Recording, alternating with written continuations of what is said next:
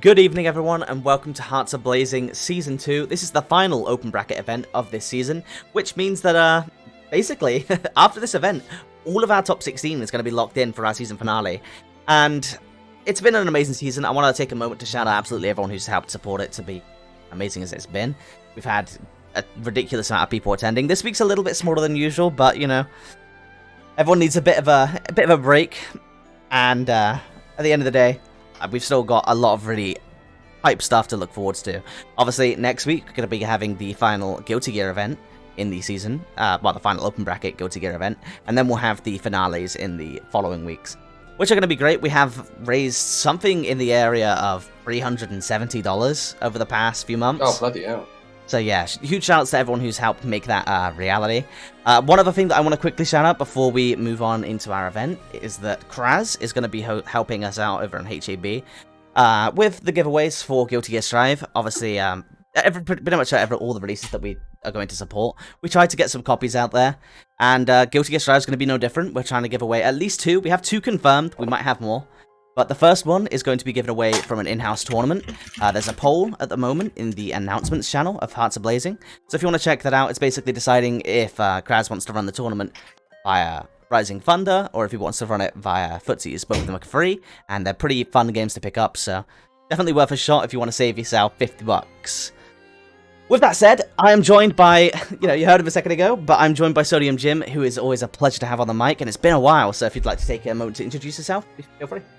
Hey, yeah, thank you for having me. Sorry, but I couldn't I couldn't hide my surprise when you said you raised over 300 quid. That's really good.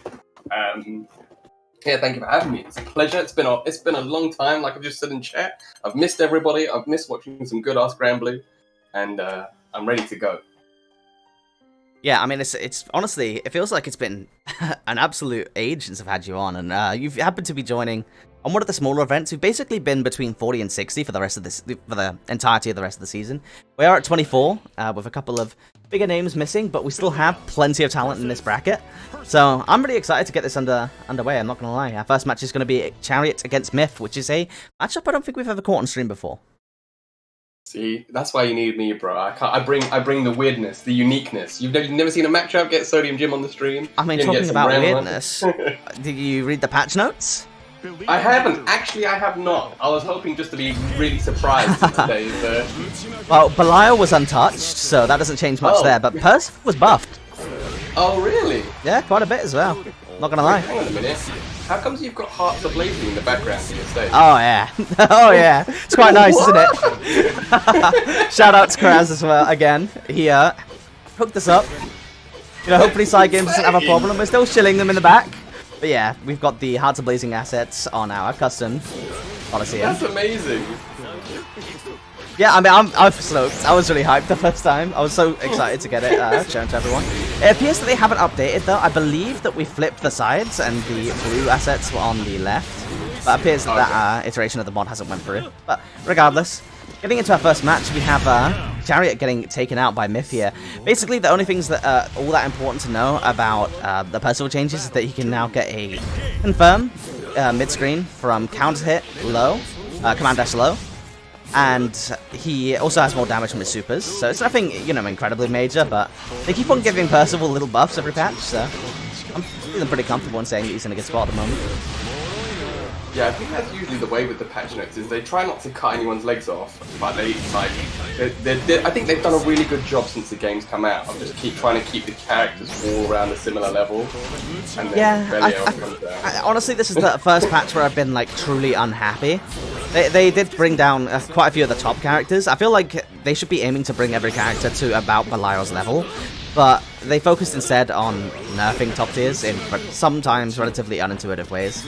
Regardless, though, the patch is what it is, and we're getting into this match here. Chariot had a really good start to the first round, but ended up getting beaten out by Myth. He's trying to take this round back, and if he doesn't, going to be in a spot of bother losing the first match. But again, there we go, we're getting the super. That's going to connect, isn't it? Okay, there's no way this is gonna kill. So, back to full screen, one touch? Surely? But yeah, even with the damage buff, okay. I mean, that still took a healthy 25%. Oh, the classic dash up, come on, Graham. Gotta be ready for those. Like, for example, I believe they buffed the command grab, making it easier to confirm for not too long ago. Again, yeah, never the most impactful changes, right? But it does add up. No, it does all that. I think that was the patch before last. Not the last one, the one before they buffed it a little bit. But yeah, I haven't seen much of Belly actually, even though he's been such a terror. That was sort of the last time I watched was just before, or just after he came out, sorry, last time I commentated. And the dirt hadn't been quite uncovered yet, but he seems to have been a menace ever since. Oh yeah, for sure. Always been a very, very good, solid character. Probably one of the better shoulders in the game. Interestingly, Dragoy, who is one of the premier players in Europe, he's a Spanish Palau main. He basically started attending at week 4 and went from all the way at the bottom to now 1 point away from being number 1. So he's currently 2nd place in our standings, winning the past 2 events in a row with Belial. Beautiful confirm coming out from nice that should connect. Yeah. Okay, he's 1 round away from taking the first match. Chariot has been putting up a good fight, but he's having problems closing out these rounds against Myth. I want to see more DPs, honestly. Yeah, he just seems to be playing, Myth just seems to be playing at the perfect ranges, just then like that with that anti-air DP. He just seems to be playing at the ranges that he wants to play at. Again, what a nice confirm. Nice, give him a check there. Whereas Chariot just seems to be getting stuffed every time he goes from him. Say that. And like, even there, he gets the hit, doesn't get the combo, then gets EXEP'd out. A lot of scrambles are going in favour of Myth, but these things do add up. As we can see, a chunk of damage going there. And that's going to be it. Yep. Myth with to be honest, a very nice controlled win over Chariot for our first match of the day. Yeah, that was a super clean match. I mean, like you said, Chariot had some good start, but Myth just able to completely overwhelm Chariot. It was just footsies. He was getting absolutely out footsied. When Percival's got a sword that goes half the length of the screen, you don't want to be playing at that range, but Chariot just couldn't get close. Alright, let's move on to Winners Round 2 now, and we're going to be looking at Arafu versus Godflash Thunder. The homie, Godflash. Is he still rocking the Narmaya? Yeah, for sure. I don't think he's going to end up dropping Narmaya.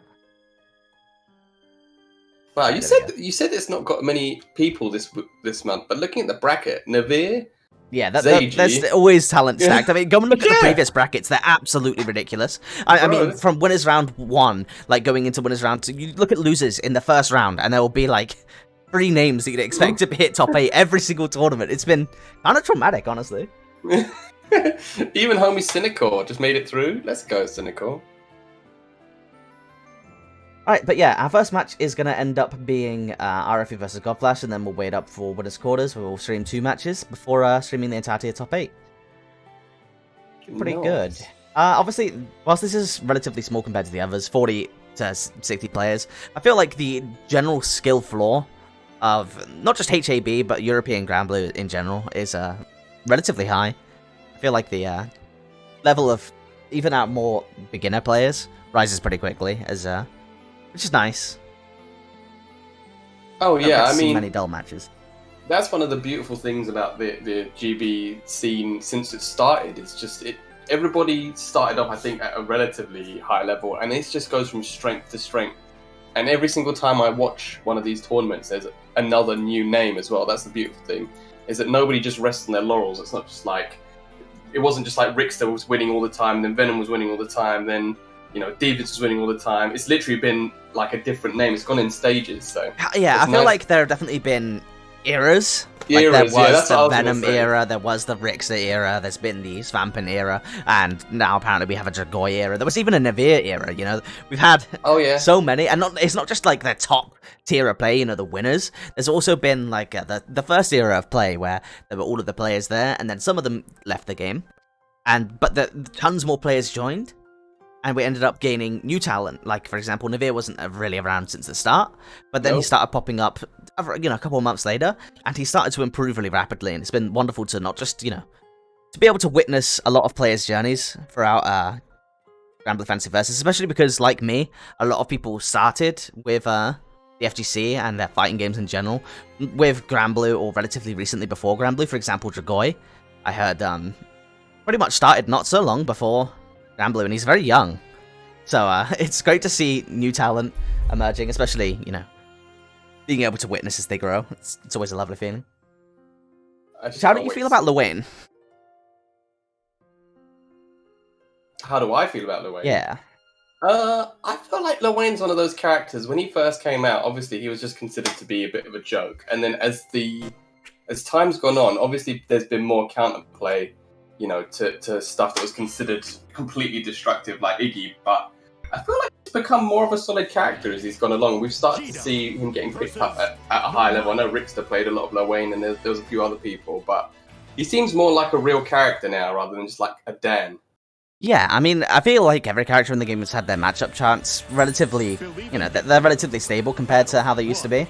But I'm bringing it up specifically because Dragoi has a pocket Luwayne, and that's how he ended up winning the previous tournament, I believe, as well. Oh, really? Yeah, his pocket Luwayne is nothing to be messed with. So, it's going to be interesting to see if we end up seeing that today. But before we get there, we have Arafu versus Godflash Thunder. Two of these, you know, both of these players have been really, really strong for a really long time. They haven't taken many events to their name, but they're pretty much always contenders for top 8. Yeah, I haven't seen both of these players as well, and please correct me if I'm wrong, because as I said, I haven't watched consistently, but they both seem to be character specialists as well. Both Godflash has been playing Namaya for a heck of a long time. I've not really ever seen Arifu play anybody. I think he plays Katarina sometimes, but both of them have just stuck with these two characters, so you know that they know them inside and out. Oh yeah, and it's evident from the play. I mean, from that alone, reacts to the clash, ends up going for the super, calling out the sets enough. Beautiful stuff, gets the Deadly Brave Touch. Yeah, didn't think so, isn't gonna kill, but one more touch. Chip point. I was gonna say the chip. Nice. Love to see it. But yeah, Arafu and Godflash, the Swedish Narmaya, and one of the many French cheaters. They're definitely very synonymous with their characters at this point, and I always enjoy watching them play. A lot of intentionality behind what they're doing. And again, two players that we've seen grow a lot. Arafu as well, I feel like we've watched his style develop, whereas Godflash from like day one has had a very stylish Narmaya. Super clean Narmaya. You know, Trikiza, you know, back when we used to commentate quite a while ago, Trikiza was like, I don't want to say the lesser Narmaya, but he was, you know, when we were talking about great Narmayas, we usually said Godflash, but Trikiza has been phenomenal over the past couple of months. He has been taking tournament after tournament, you know, top 4 placements everywhere. And his Narmaya is looking arguably the scariest that I've seen, period. That's what I want to see. I absolutely love watching this character at a high level. And as we just saw, that was an insanely clean confirmed by the Godflash Thunder himself to take that last round. But yeah, I really like this character a lot. Yeah, I mean, she's really cool. She's one of the more skill-expressive characters in Granblue Fantasy Versus, and you'd love to see that. He was just standing, taking that positional advantage, understanding he has the HP lead, he didn't need to press anything. But Arafu finding his way out, nonetheless, which is a great feature to have in top play in this game. And, you know, not afraid to jump out of the corner in spots like that. Yeah, that's the thing. So when you find yourself in those high-pressure corner situations, sometimes it can be scary, especially because Narmaya's got so many good anti-air options. But Nice, you sometimes have to take a risk. Yeah, and super clean confirm there. Godflash taking the first match, and I'd like to take just a second to thank Bershko for the sub. We're getting pretty close to our affiliate payout now, so if you want to help me out, be sure to drop your Twitch primes in the stream. Support the cause, guys, because you know that he's not going to end with Granblue, right? You know Strive's only 7 weeks away, so Oh yeah. Just wait. HAB Just is definitely wait. not over. Just wait. It's almost like this is a prelude, honestly. Yeah, But just wait. it's been a gonna very be enjoyable prelude for me. Again, I picked up Granblue basically on a whim because I didn't like the Discord servers that existed. So I started supporting it in HAB whilst waiting for Strive, and obviously you guys have went completely beyond anything that I'd ever expected. And you're a big part of what has made HAB for this today. This is gonna hurt. Yeah, no, this is gonna hurt a lot. Okay, one more touch. Again, being in throw range of Narmaya is not a pretty place. I'm gonna say dash up, light punch into throw. I just think patience into button. Yeah, there you go. Oh, no. Button into Setsuna. That's what I was waiting for. Because EX Setsuna was bugged. It was doing too much chip damage, I believe, back in the day. Oh, It was doing really? 1,000. Yeah. But now it's been, regardless, it's been nerfed down to 600, I believe, last match.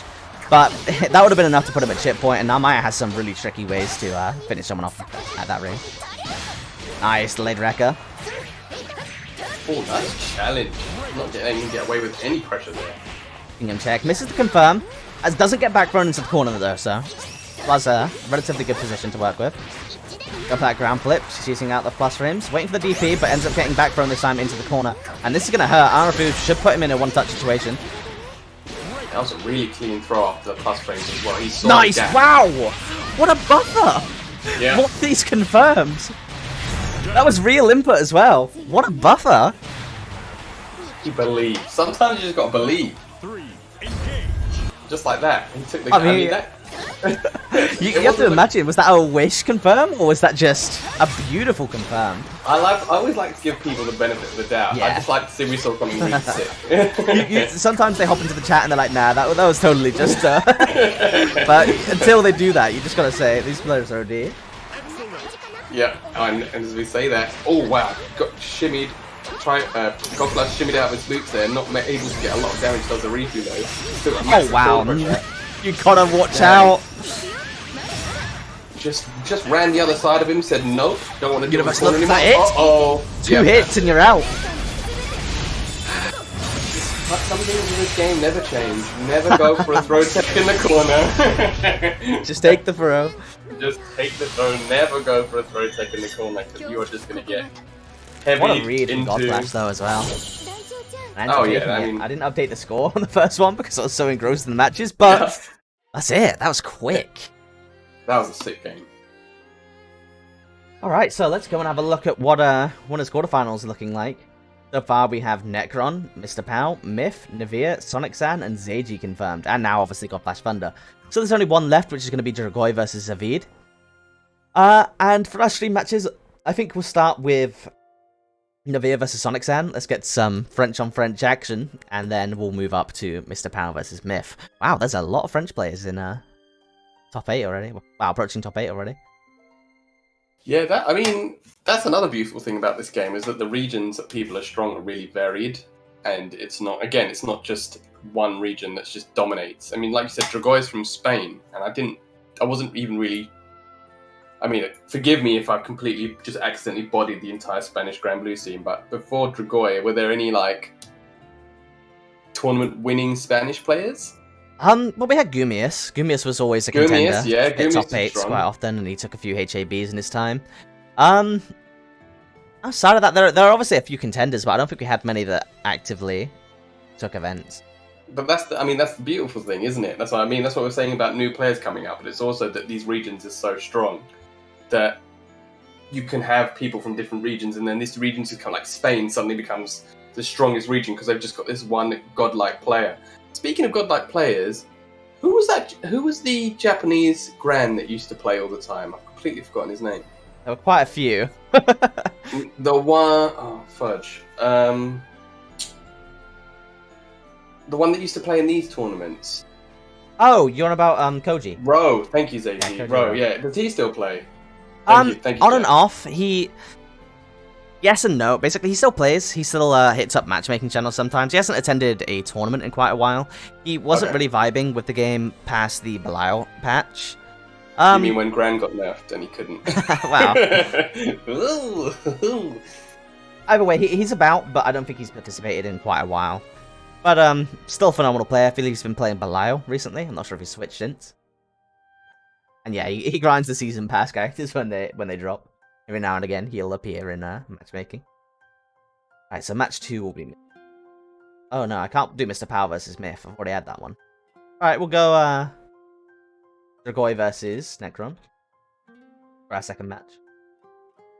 I'm just looking at the list of even the characters that are being used on their thing. I haven't actually seen a Cagliostro in tournament yet. A European tournament. Yeah, we basically have only had a couple of representatives. You should have been in the last event. We had an unknown player who has the #1 seed named Cagliostron playing Cagliostro. Yeah, that's literally why I saw it, because I just saw his name pop up and I was like, well, he has to be good, or he or she has to be good with Cagliostro if it's in their name. Yeah, that's just... I'll let you in on the secret. That's one of the many aliases and one of the many mix-ups that Svampen likes to run on me in tournament.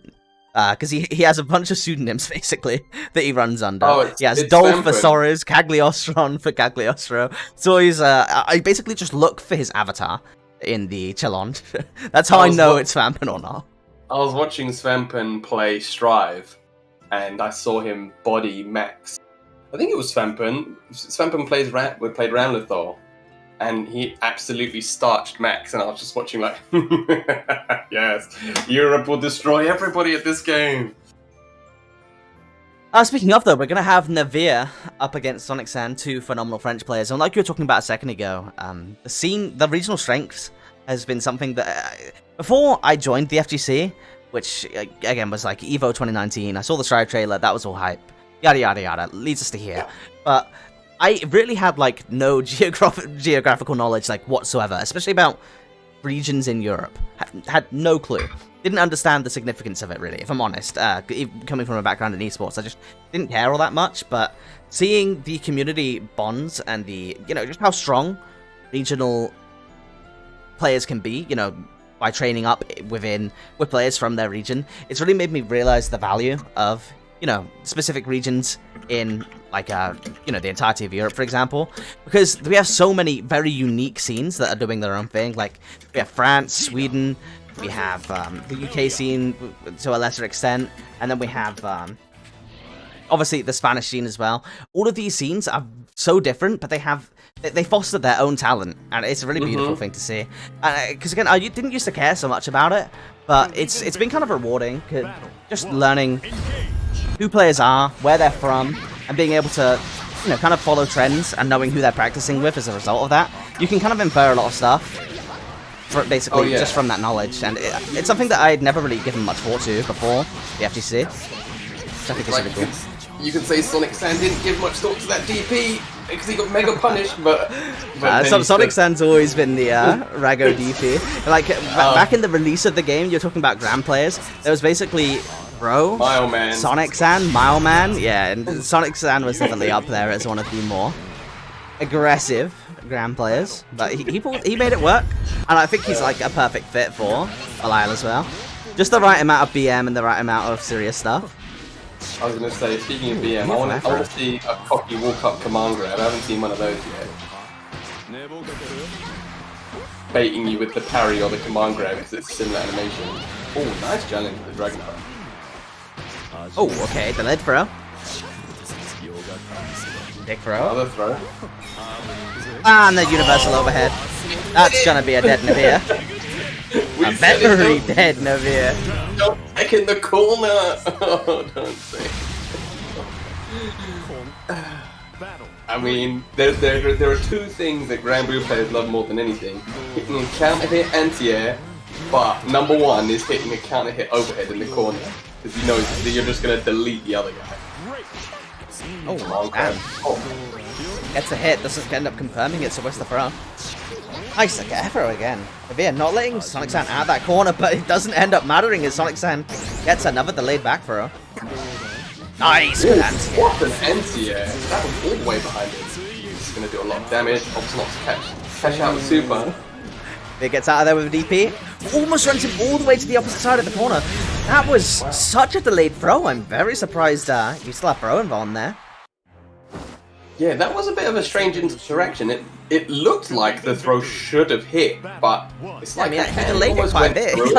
He ran Sonic Sand nearly to the other side of the screen. It still wasn't enough time. But regardless, Sonic Sand taking advantage of that, taking his first win in the match, and there you go. The universal Granblue mix.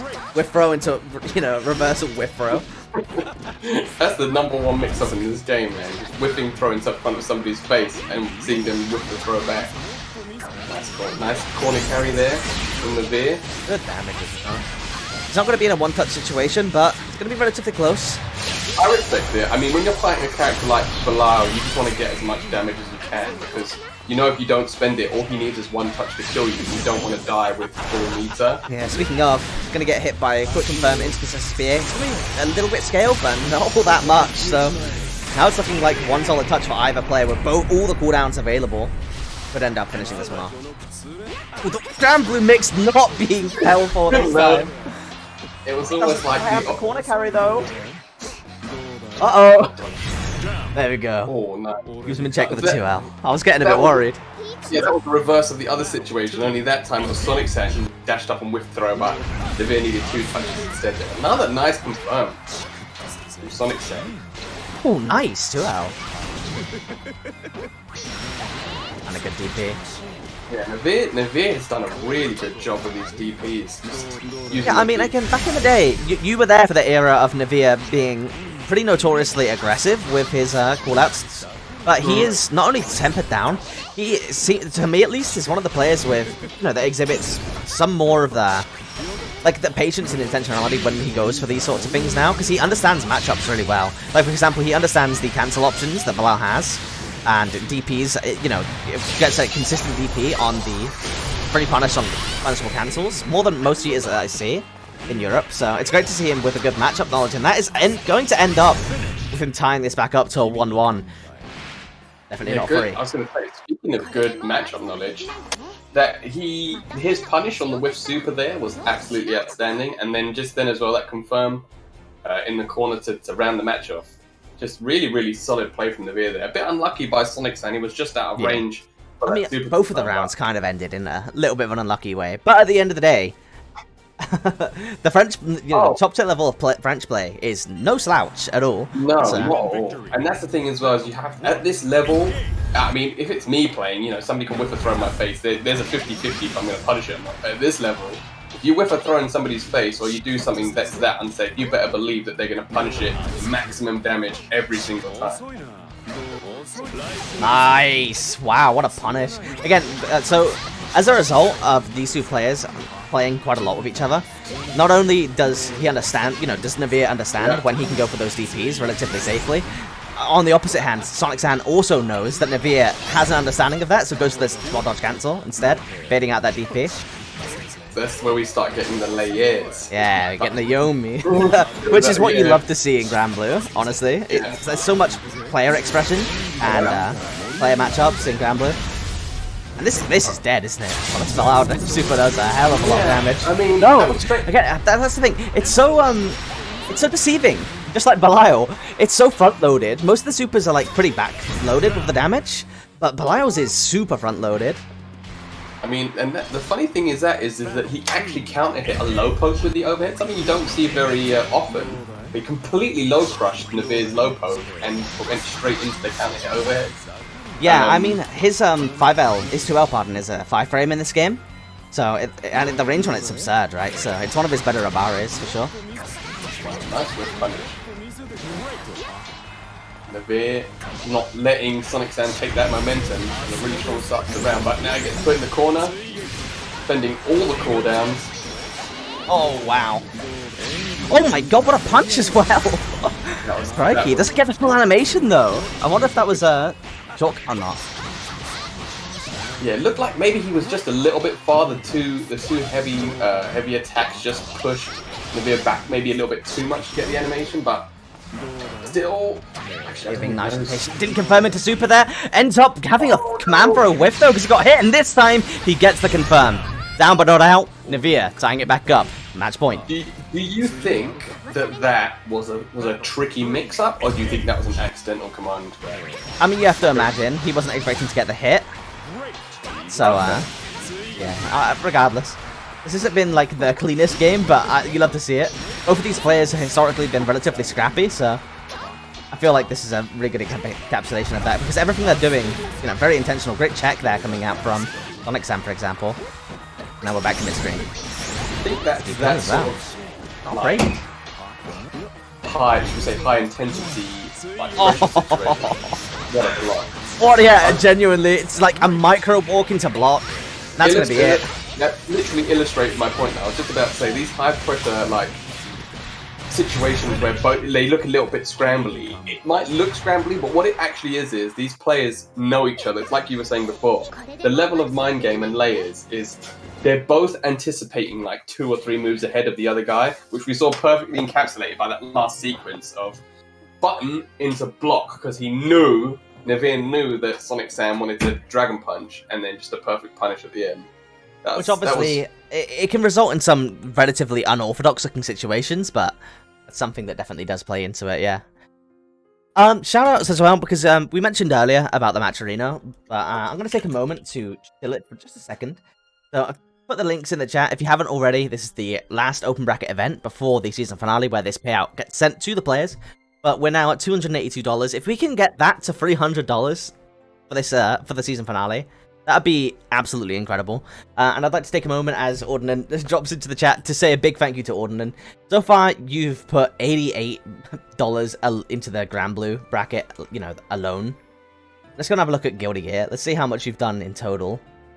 Yeah, so you've done like 110, 115 into the match arenas, which is absolutely incredible. The amount of support that we see from certain individuals in the community is absolutely incredible. But don't leave it all up to Ordnan. If you just have, you know, 2 seconds of time, you can drop in, put in that code.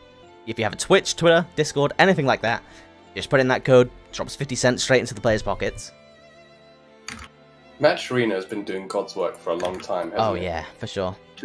Just absolutely, you know, letting us. I mean, because that's always the thing, right? Like, you want to donate to a pot, but you don't want to use your money because maybe you don't have anything to contribute. But Match Arena just says, you know what? You don't even have to pay anything. All you have to do is put in a code, and the players get money for free. For free, it's free money. Benji. Free money! Genuinely, generates free revenue to go into these tournaments to support the scenes, so if you have just a moment of time, be sure to check it out and put a code in. This is my first time, this is my first season using Match Arena. I believe I did one event with it for Conqueror of the Eternals, which I believe you commentated with me, actually. I was just about to say I was there for that. Yes, but it's been a huge success, honestly. I couldn't have asked for more. Also, it looks like we're going to be going up Necron versus Grigoi, which, two of the Belial brothers, obviously, Necron, sporting the name, going with a stepbrother approach this time, but he's going to be using his Beelzebub, so should be an interesting match. I haven't actually seen this matchup, so I'm very excited to see how it goes. I respect the heck out of that Necron colour.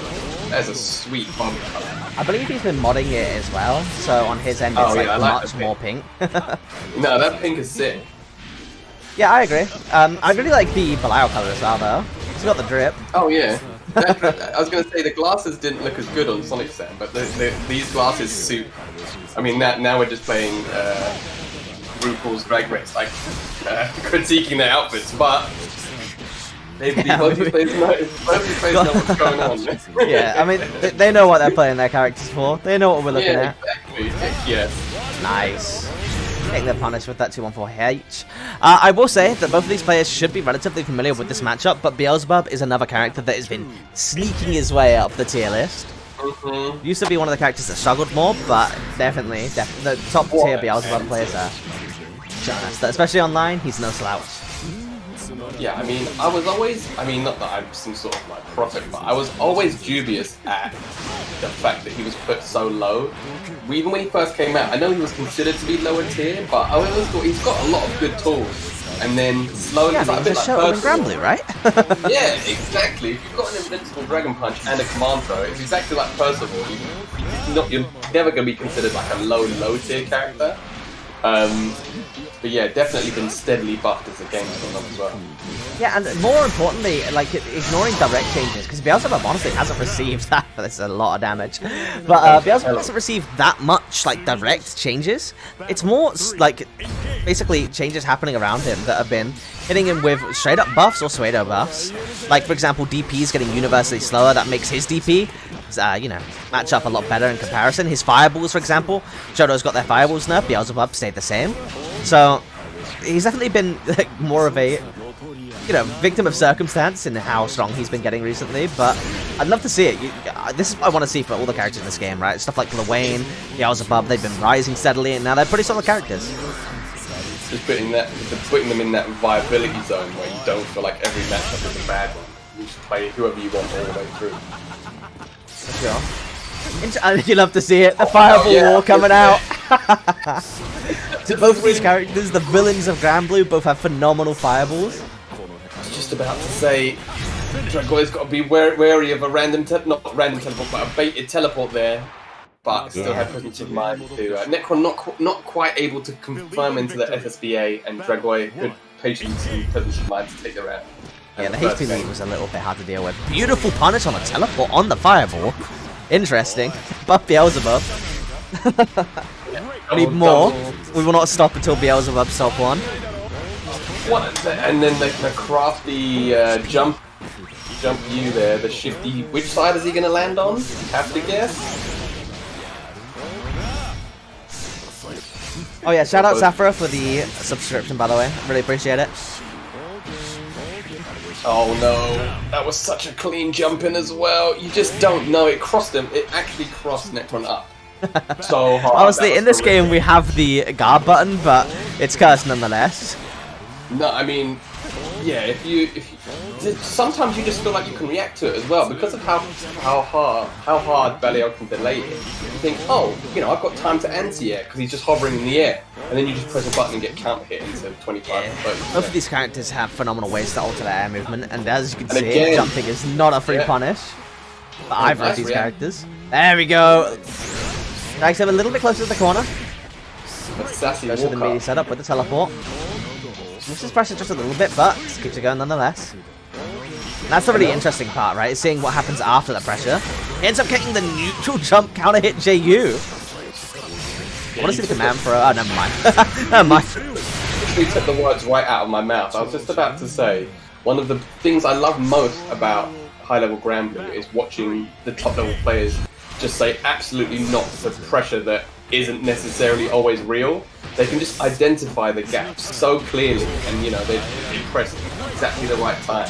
It's not a case of just, you know, yeah, exactly. Another perfect example. Just you can just identify the gaps so quickly and just press, and then you just get out of that pressure instead of just eating it in the corner for 15 games or whatever. But looks like this is probably going to take it. Yeah, Nagoy, phenomenal player. Anyone who's got front up against him in the bracket at this point is going to have quite a number on their hands. But Necron did a pretty good job. Almost ended up taking one of the matches.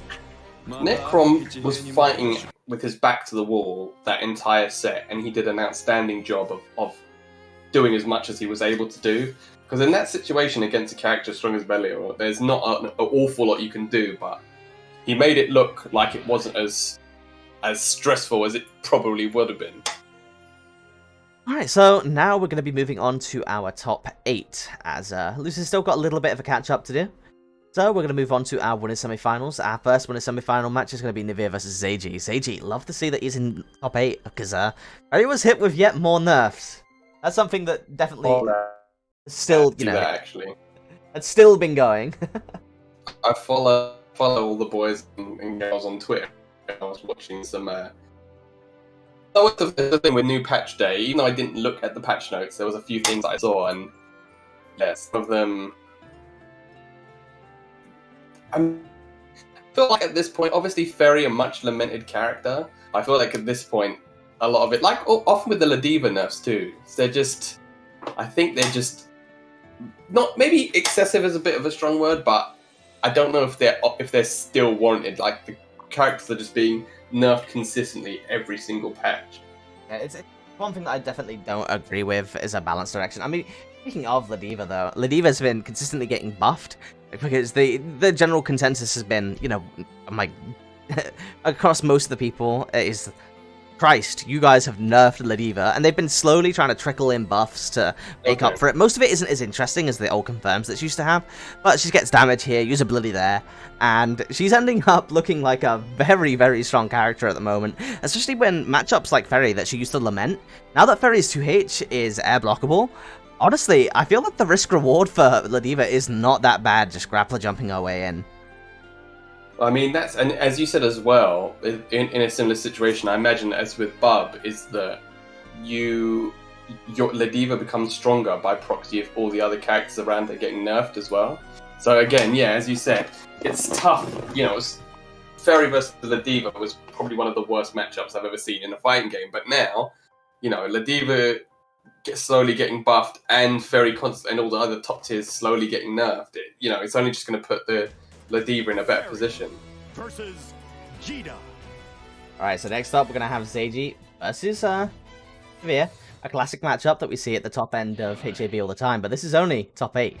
I was just about to say, ladies and gentlemen, this is how you know the HAB events are absolutely fire every single time. What you're seeing is grand finals at any other tournament, and you're just seeing it in top 8. Imagine how much higher quality the rest of the tournament's going to be, and this is just top 8. Just wait.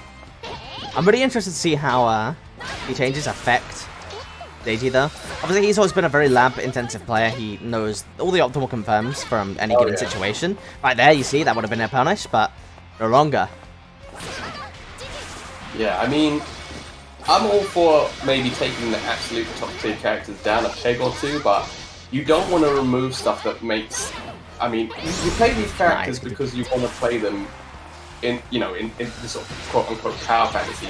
You want to play the whippy trap character. Yeah, that was a really good effort. Oh, does it get the confirm? I will say, though, that whilst I agree, like, I want to see everyone being brought up to, like I said before, Belial's level. And clearly, they agree with that, because in spite of the fact that the community has been up in arms this entire time about Belial, they haven't touched him.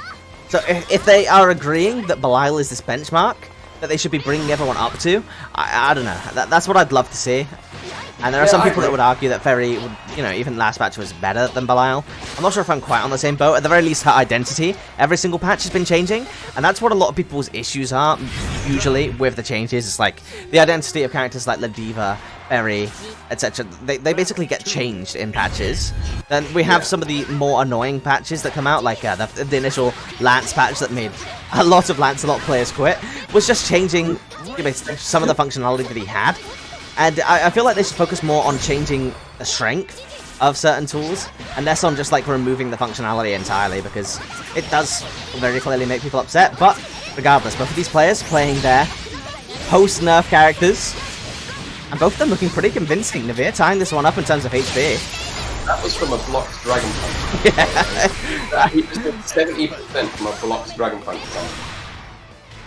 But that's what you got, like seeing a top player. He got punished. He just lost his entire health bar for doing a Dragon Punch, and immediately did it to get Nivea off him.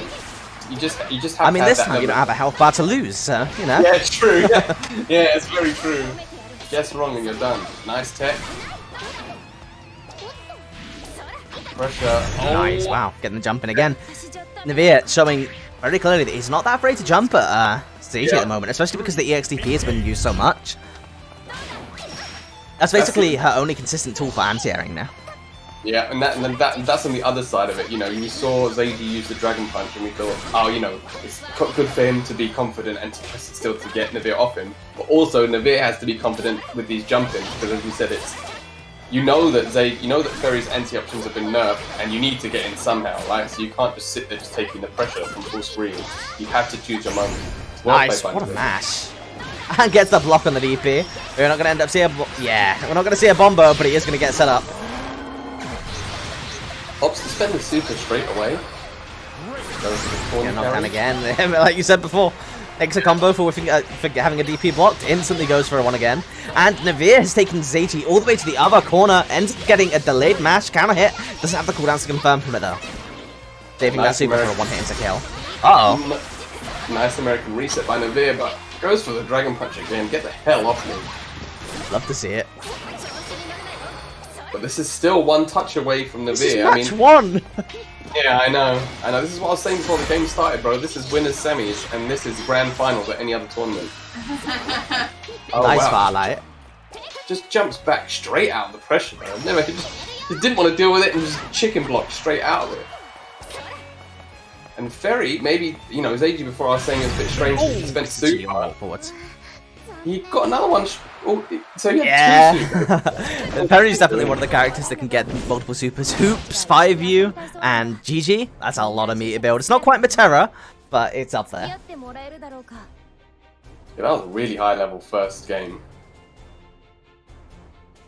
Yeah, for sure. Both of those players showing a lot of patience is what you love to see, but also they were not afraid to press that DP. No. I mean, you've got to be patient to an extent, but at the same time, in this game, it's like we were saying before the stream. It's not a super complicated game in terms of, like, obviously characters have mix-ups in their own tools, but ultimately, oh my gosh, she just went full Catwoman and just used her feet 30 times. Interesting round start. Navir, he wants to get in there. Taking none of this. Gets back thrown into the corner, forward rolls out. Ends up getting hit by the hoop anyway, though. Oh wow, I thought he was going to do nuke jump into something there, but just Spider-Man straight out the corner, doesn't want to deal with the pressure. Sweep on hit. Oh, wow. Then they cancel into Rekka. That's going to connect. That's a dead Ferry. Without even spending the super. Christ. Very dead Ferry. And that's another thing that I'm like, if I'm going on about gripes that I have with Ferry and her character's design, I don't understand why this character has less health than the others at this point. I mean, like, it was already weird that characters like Zeta and Lancelot didn't have less health. But now with all of the recent releases, what on earth is going on? Navir just we're talking about patience, getting impatient, running into this whip 98 times in a row. Again, some Yomi for sure. And that was a tricky little situation there from Zeiki to take the game. Zeiji just trying to, you know, whip him into shape.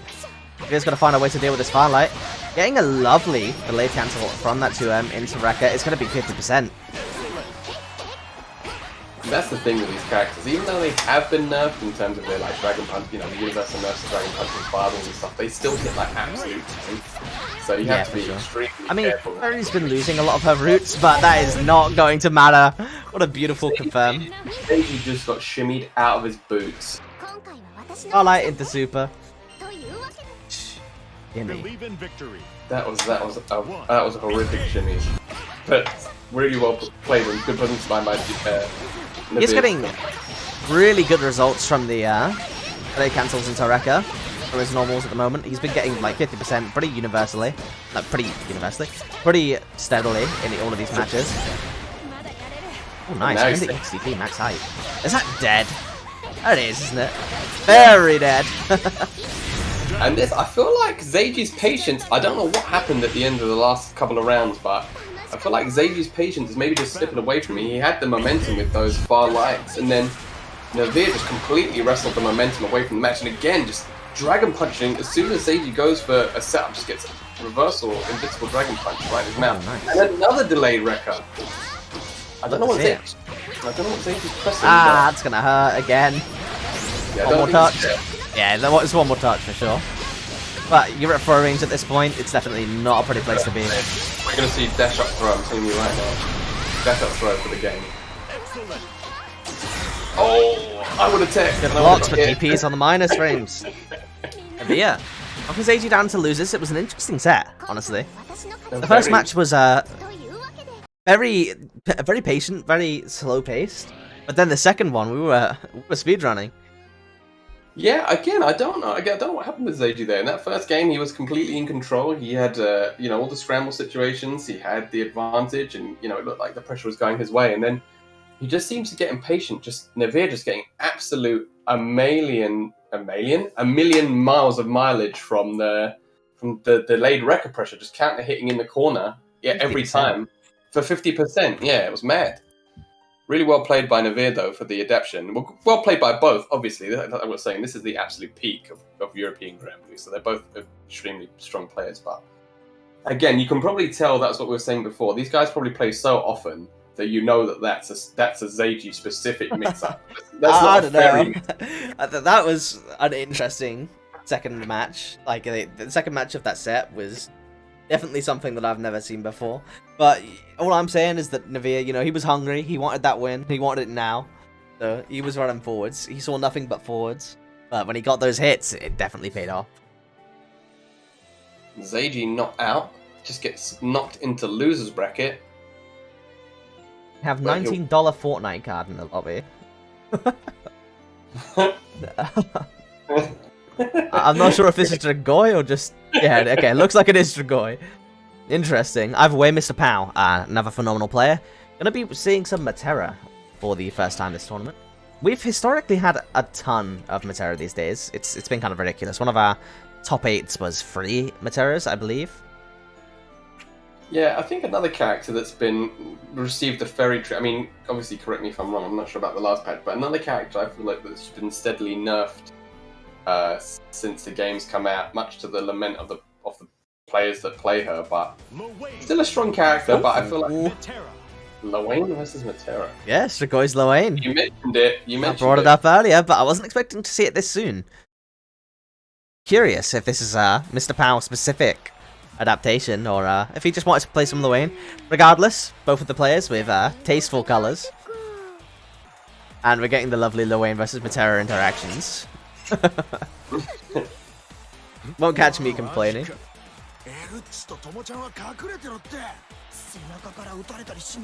She dropped kicks us when our backs are turned. Yes. I'm still very upset. So I believe Kraz also fixed me up a mod to make it so that I have all the characters in Japanese other than Lowain, regardless of what the opponent has set for their voice settings. But apparently that's not working either. So I've got to redo my mods folder basically. Just do a bit of tinkering behind the scenes just to get it set up. But EX Awesome Source, that corner carry is obscene. You've got to watch out for that laser bot as well, because you know that's the beautiful thing about it, is even though it goes full screen and Lowain might not be right up next to you when you get countered by it, you know that they're ready for the combos. And speaking of, what a setup, good blocks. Wow, really? Yeah, he's just going for the chip. See, there's no mix-up there, right? He's not going for the high-low. He's just taking the lovely chip from those mids, understanding that a lot of players are going to be overthinking, right? So they're only going to be looking for these 2 specific things. So if you mix them up, get that chip damage, Lowain is a great character. Weirdly, at zoning out and finishing off rounds, his M Catalina bot is probably, and the H Catalina bot are both beautiful anti-fireball tools. He can obviously run away and eat parfait, getting that food, get that HP and that meter back. So he was really comfortable just taking the chip damage there, and honestly, looking really solid so far. Mr. Pow getting him out though. That's the terrifying thing about Lowain. Oh, even oh no! Goes the reset! Not quite death though. Oh my lord! See, that's the thing with Lowain, is even before he was buffed and all the other characters were changed in whatever way in regards to the nerf, that corner mix-up when he calls out the boys, if you don't have a Dragon Punch or a way of dealing with it consistently, you just have to eat it. And Matera with no reversal, she just has to eat it every single time. So yeah, I mean, both of these characters have really good offense and set play. The one thing that I will say though is that Lowain is actually pretty good at dealing with Matera's offense specifically. Hops, obviously, when he uses his parry, it freezes them in hit stop, so basically it freezes them in the air. So just like that. Beautiful. Thank you, Dragoi. Yeah. So his stance is actually really good at beating out a lot of the jumping offense that Matera likes to do. On top of that, he can also stance butterfly setups relatively consistently.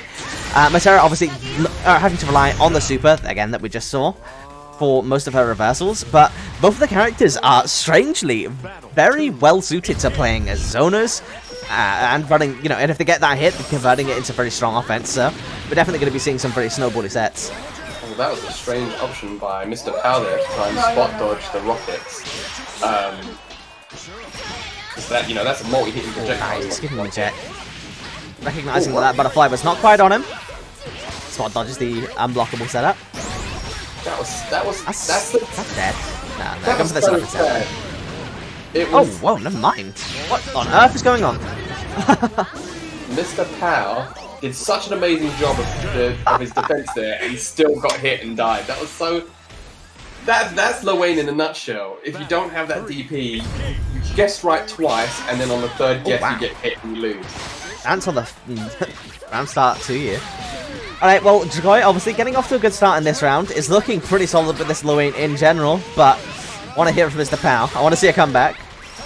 I mean, this is exactly what we were just saying though about the mix-ups. Lowain in the yeah, corner. That was such a sly mix-up. I got hit 100%. Oh! Wait! I actually avoided it, he instantly gets parried! Good block on the low there though. Nice challenge. Mr. Power's not out. No, still got his max at the corner, even with that throw tech. This is a very hard situation for Mr. Power. No confirm coming out, and he is living on an absolute prey at the moment, getting the parry on the Zephyr, like I spoke about earlier. Really good tool to beat out a lot of her Zephyr pressure. What an amazing answer to the Catalina bot as well. Just slapped it in the face just so he didn't have to deal with it. Instead of just trying to block or trying to jump out of the pressure, he made sure that he dealt with the bot so that the bot didn't chip him out. That was so smart. Still got hit, but... What a match.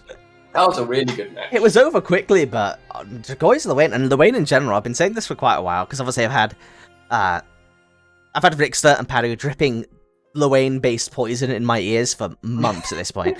But I am so convinced that this character is godlike. He has some issues, obviously, but I don't think there's a single character in this game that I enjoy watching more than Lowain. I know a lot of people will think that's like controversial because a lot of people detest and loathe both playing and watching Lowain, but I think that character is not only hilarious, but a ton of fun to watch. Because his kit offers so many different ways to play. You can like run away with your insane backdash and eat food, putting down Catalina bots. You can go for set play. You can put them in mini games. You don't get to see that in many other fighting games. That's why Jacko for Strive. Just saying. Oh bloody! Give me Jacko.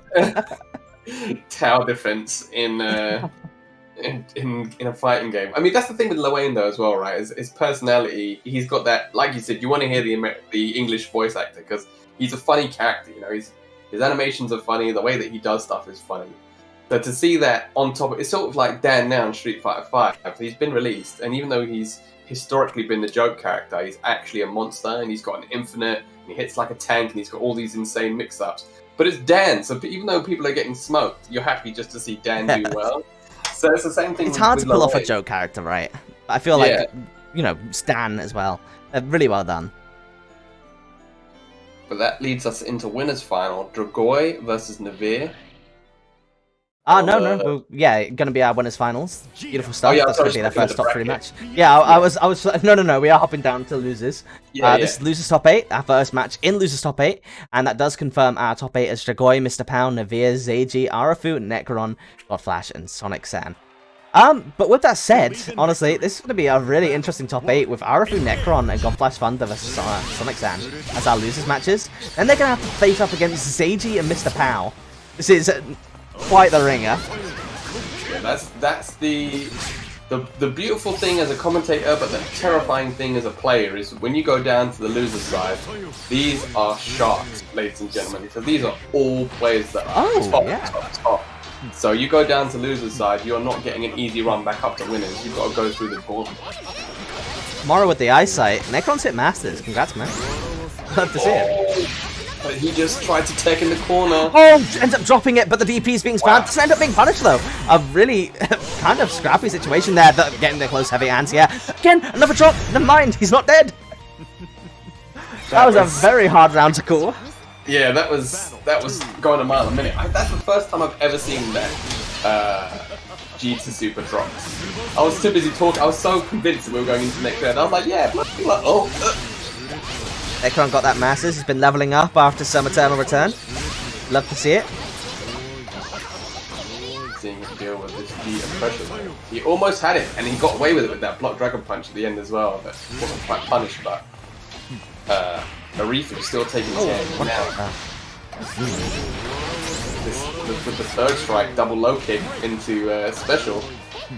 Well, that user jump, trying to bait out the Protect there. Good block by Necron. Good pressure. Wow, gets the dash to you. That was so fast. Gina's dash speed is incredibly fast. Both the startup and the actual run speed, like and the acceleration, everything about it is just incredibly quick. Gets that run up. I'm not sure if that low, like if that high crushed, but it certainly looked like it.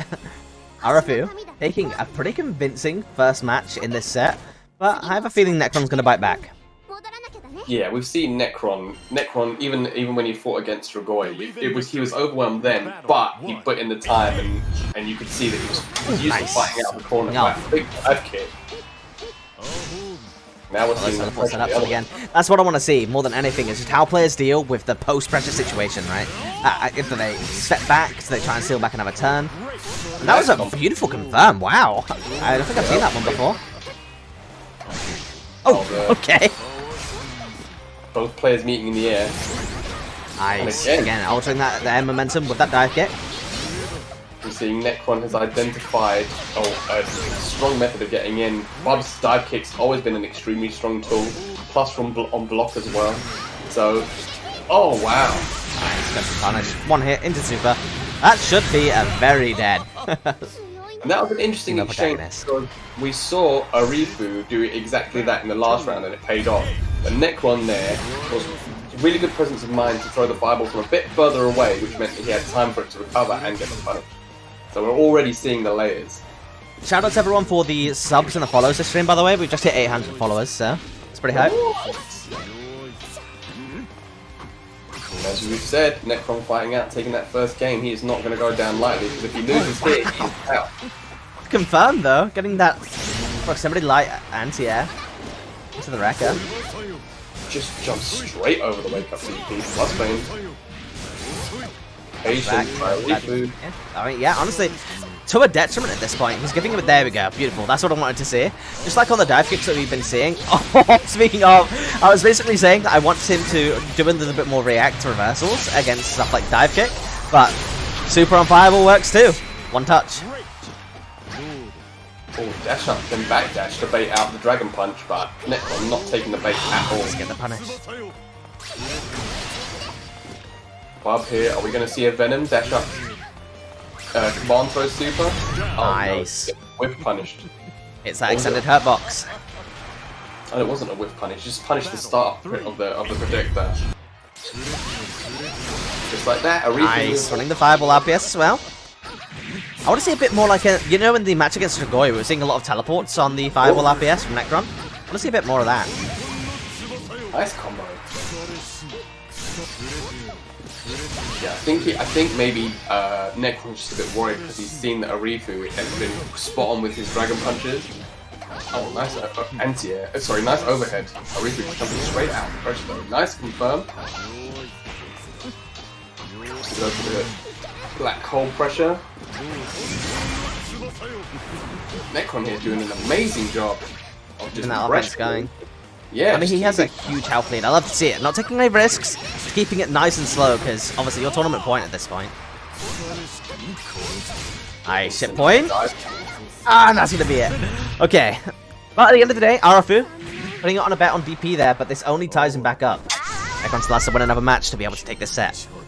You know, it's like what we said at the end of the first game. You know Necron isn't out, so did an amazing job there to take the momentum away from Arifu, especially after the end of that first game, and just completely overwhelmed Arifu with that bub pressure.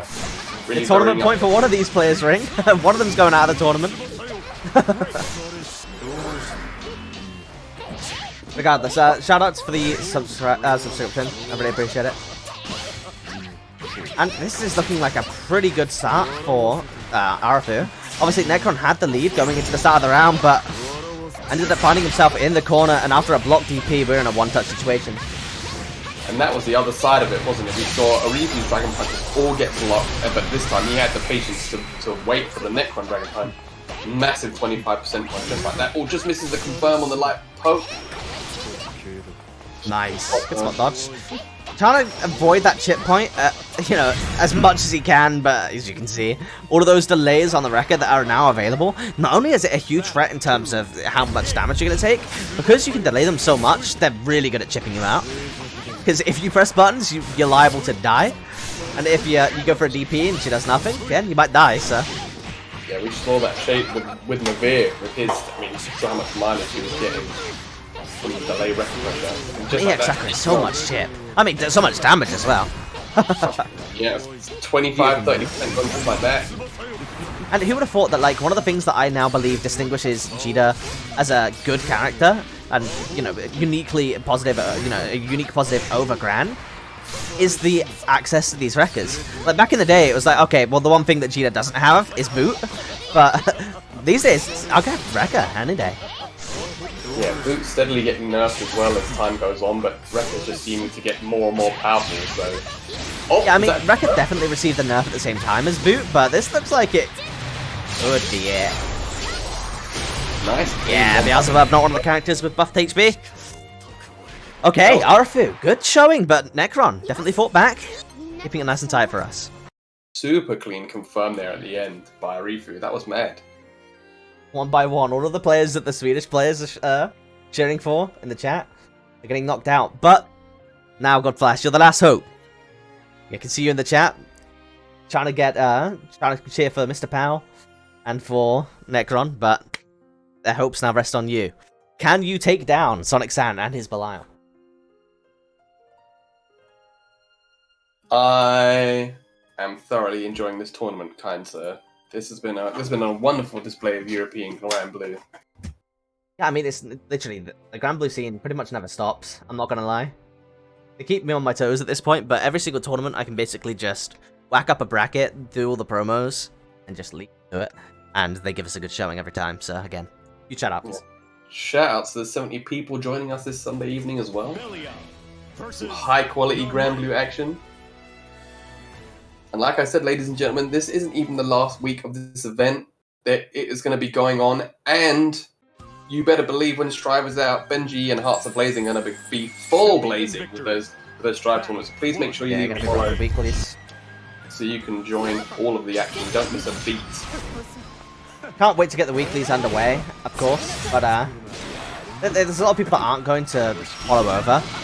I just want to say that regardless of what ends up happening with European Granblue and Granblue as a whole, you guys have been definitely amazing. You've made the past year of my life a lot more enjoyable. You've given me something to do in Corona times, which is definitely something that requires a bit of thanks, but Sonic San starting off very strong with this dub.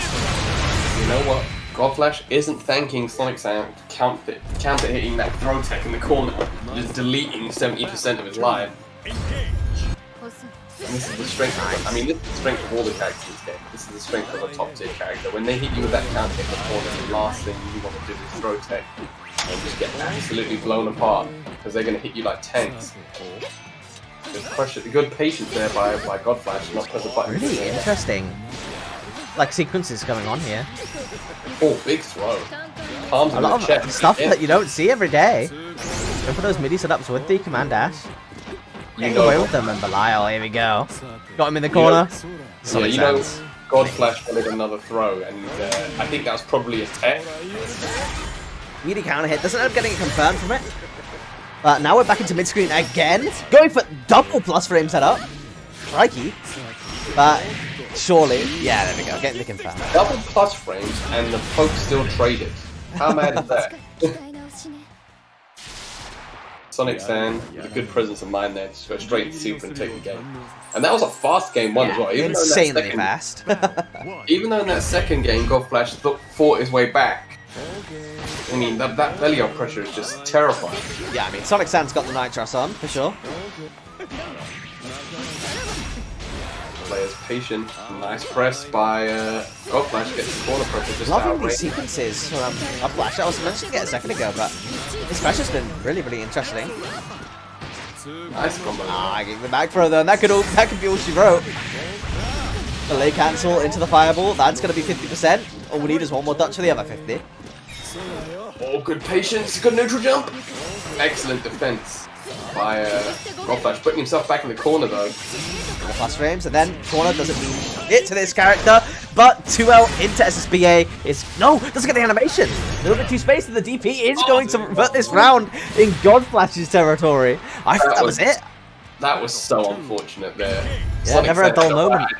No, but excellent clutch by Godflash, just a Dragon Punch to taste that. Yeah, I mean, the fact that Sonic San almost turned that round. Oh, wow, what is that? Beautiful.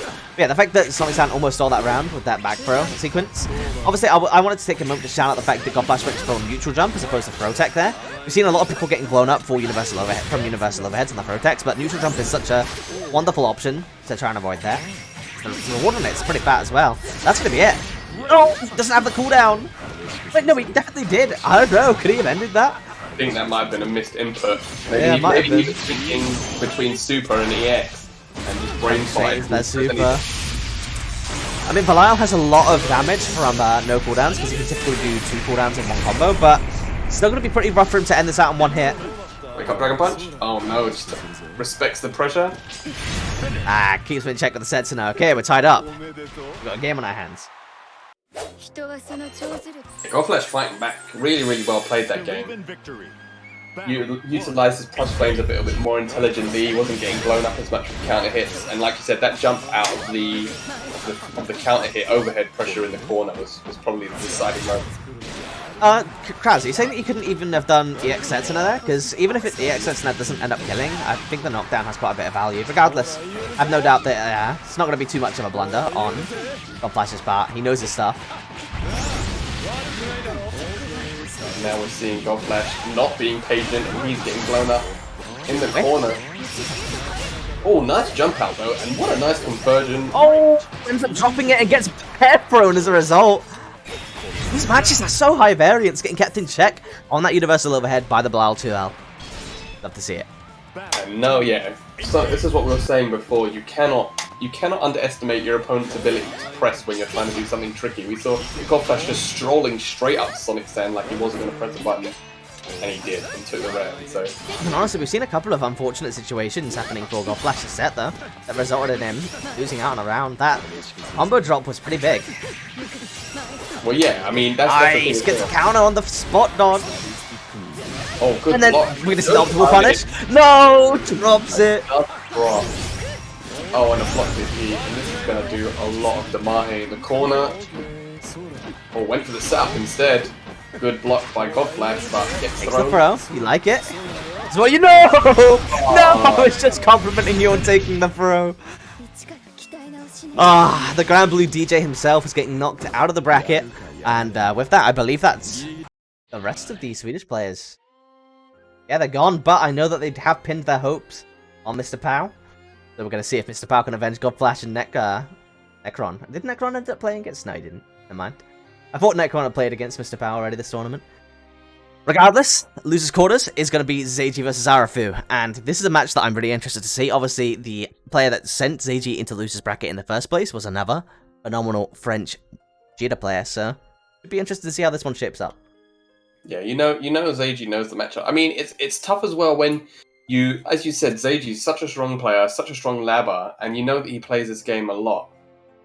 But it's tough when your character gets nerfed and then you're thrust into that same matchup you've played a million times, but you can't do the same things you usually do. So yeah, it's tough. It's tough to just unlearn all that muscle memory and all that matchup knowledge. If you played 1,000 games where you can do X after Y and then they change X and you have to do a different option. Jida players definitely had quite a bit of that, but Ferry is definitely in that situation right now. All of our 63M confirms, not all of them, but a lot of them are gone.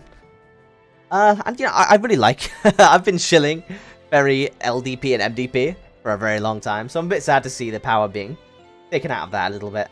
But, you know, Zeiji looked pretty convincing against Navira, especially in the first match. But that risk reward not quite going in his favor, getting hit with multiple 50% confirms. Let's see if Arafu can follow in Navir's stead and move up into one of the semis. Yeah, this will be it. I mean, this is like you said, losers quarterfinals. Let me just stick the bracket in chat for those that are watching at home. And I know I've said it 1,000 times, but what always amazes me about these events is just the level of play, just from the very actual beginning of the tournament. Some of these like round one pool matches are grand finals at other tournaments. It's mad. I really hope that a lot of these players, as you mentioned briefly about Strive, I really hope a lot of these like top players transition over. Obviously, Guilty Gear games notoriously are different to a lot of fighting games, but I think if anything, Strive is the most quote-unquote like Granblue.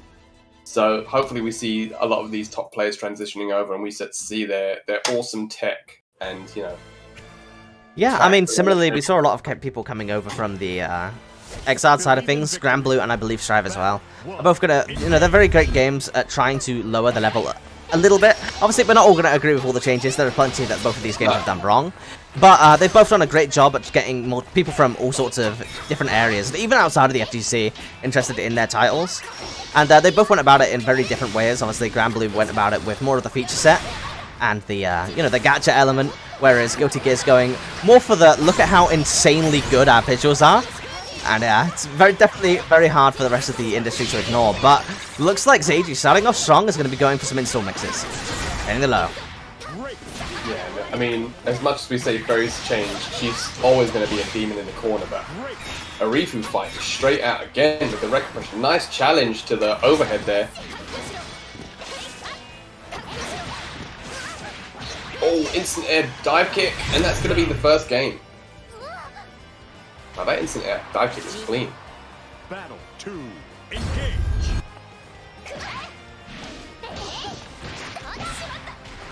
Either way, a slew of question marks in the chat, but we're going to be moving on. Seiji ending up taking that round. It was looking really, really convincing, which is what we want to see coming off of the back of his loss to Navia. But Arifu definitely holding his own, and as we've seen before, it's only going to take one decent hit at this point for Seiji to be dead. Yeah, I mean, those drills steadily getting buffed. A nice answer there by Arifu, just not dealing with that drill pressure after that second one, just to get the hell off me. Now gets the corner, he's going to get the confirm into, wow. But doesn't even need it. I'm loving it as well. A lot of the players today aren't cutting their confirm short and going straight into super. They're getting the practice in. They're doing the full combos. Yeah, I think sometimes it's even worth just to go for the full combo. I mean, obviously, supering when somebody's on 5% life is a good option, but... Oh, speaking of good options, that was a bad option with the DP there, but combo gets dropped. Yeah, sometimes going for super in the corner, you just want to close it out with a combo you know you're going to hit. So even as we saw with the last couple of games, sometimes the super just whiffs and leaves them alive. And the last thing you want to do is give somebody this high level a chance. Seeing Arifu. Really interesting neutral so far.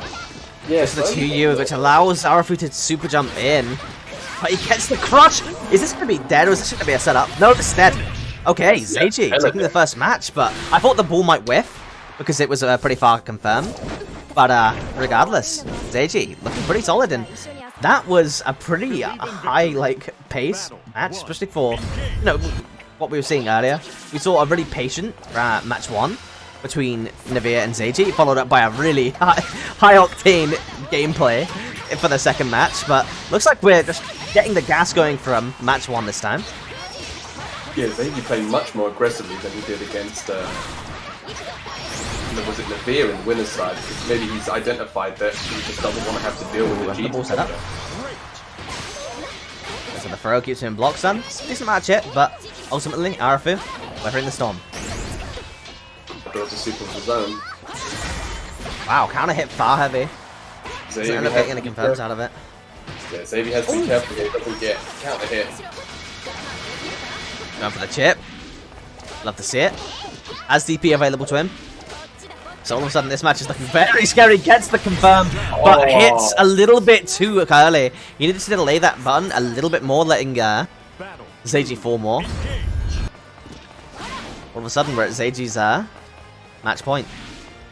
Yeah, I mean, somebody in the chat made a funny comment about Seiji getting used to anti-airing with yeah, but it's true though. He adapts quick though, yeah. It's one of the best options. And like that just speaks to the adaptability, right, of these players. Patch drops, less than a week ago.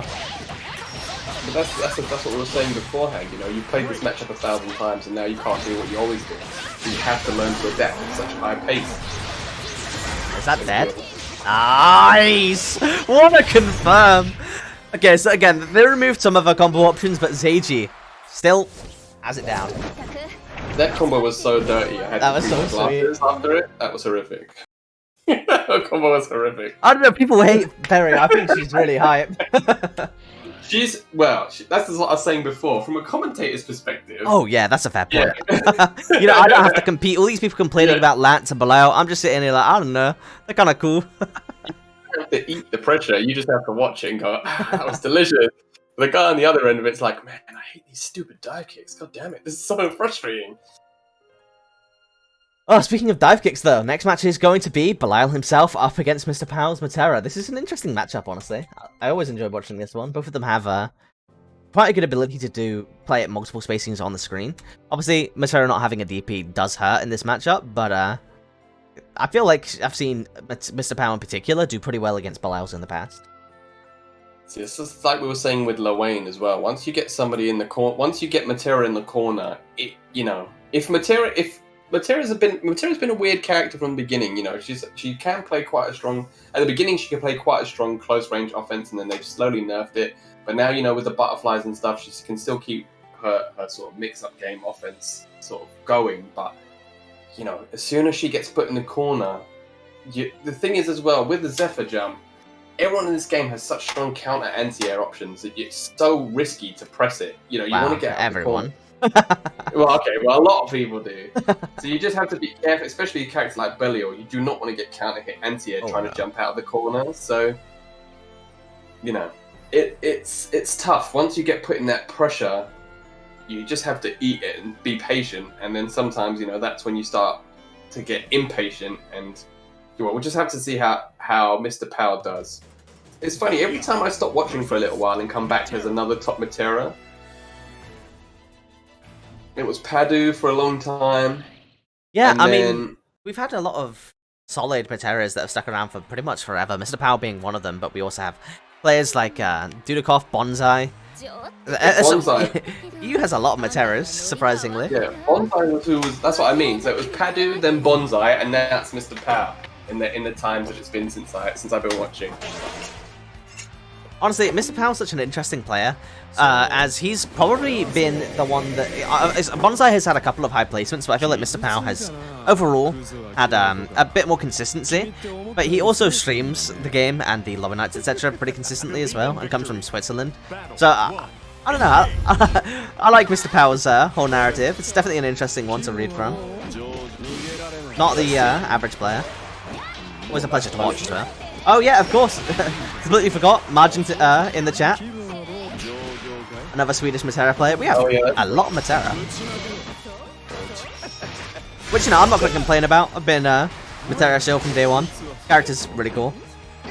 Unfortunately, 6 frame and no DP. You're not going to catch me playing it. Yeah, no, you don't. You just don't want to deal with that pressure in the corner. But saying that, Mr. Powell doing a really good job of just not getting sucked into that Belial set play and just fighting really smartly. But as I say, that don't want to get counter hit anti-air. That wasn't quite a counter hit, but this is where the bad times start.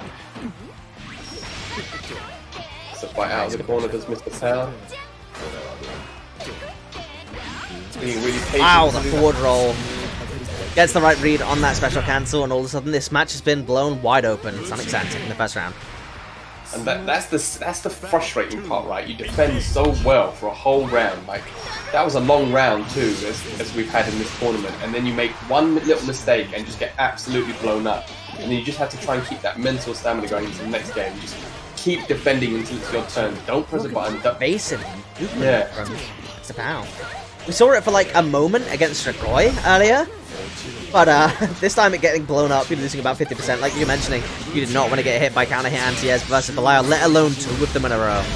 Oh, and especially not in the corner because you just lost the game from 40% life. We'll call it a reset. He's putting the gem off the board, so now he can go into the next round.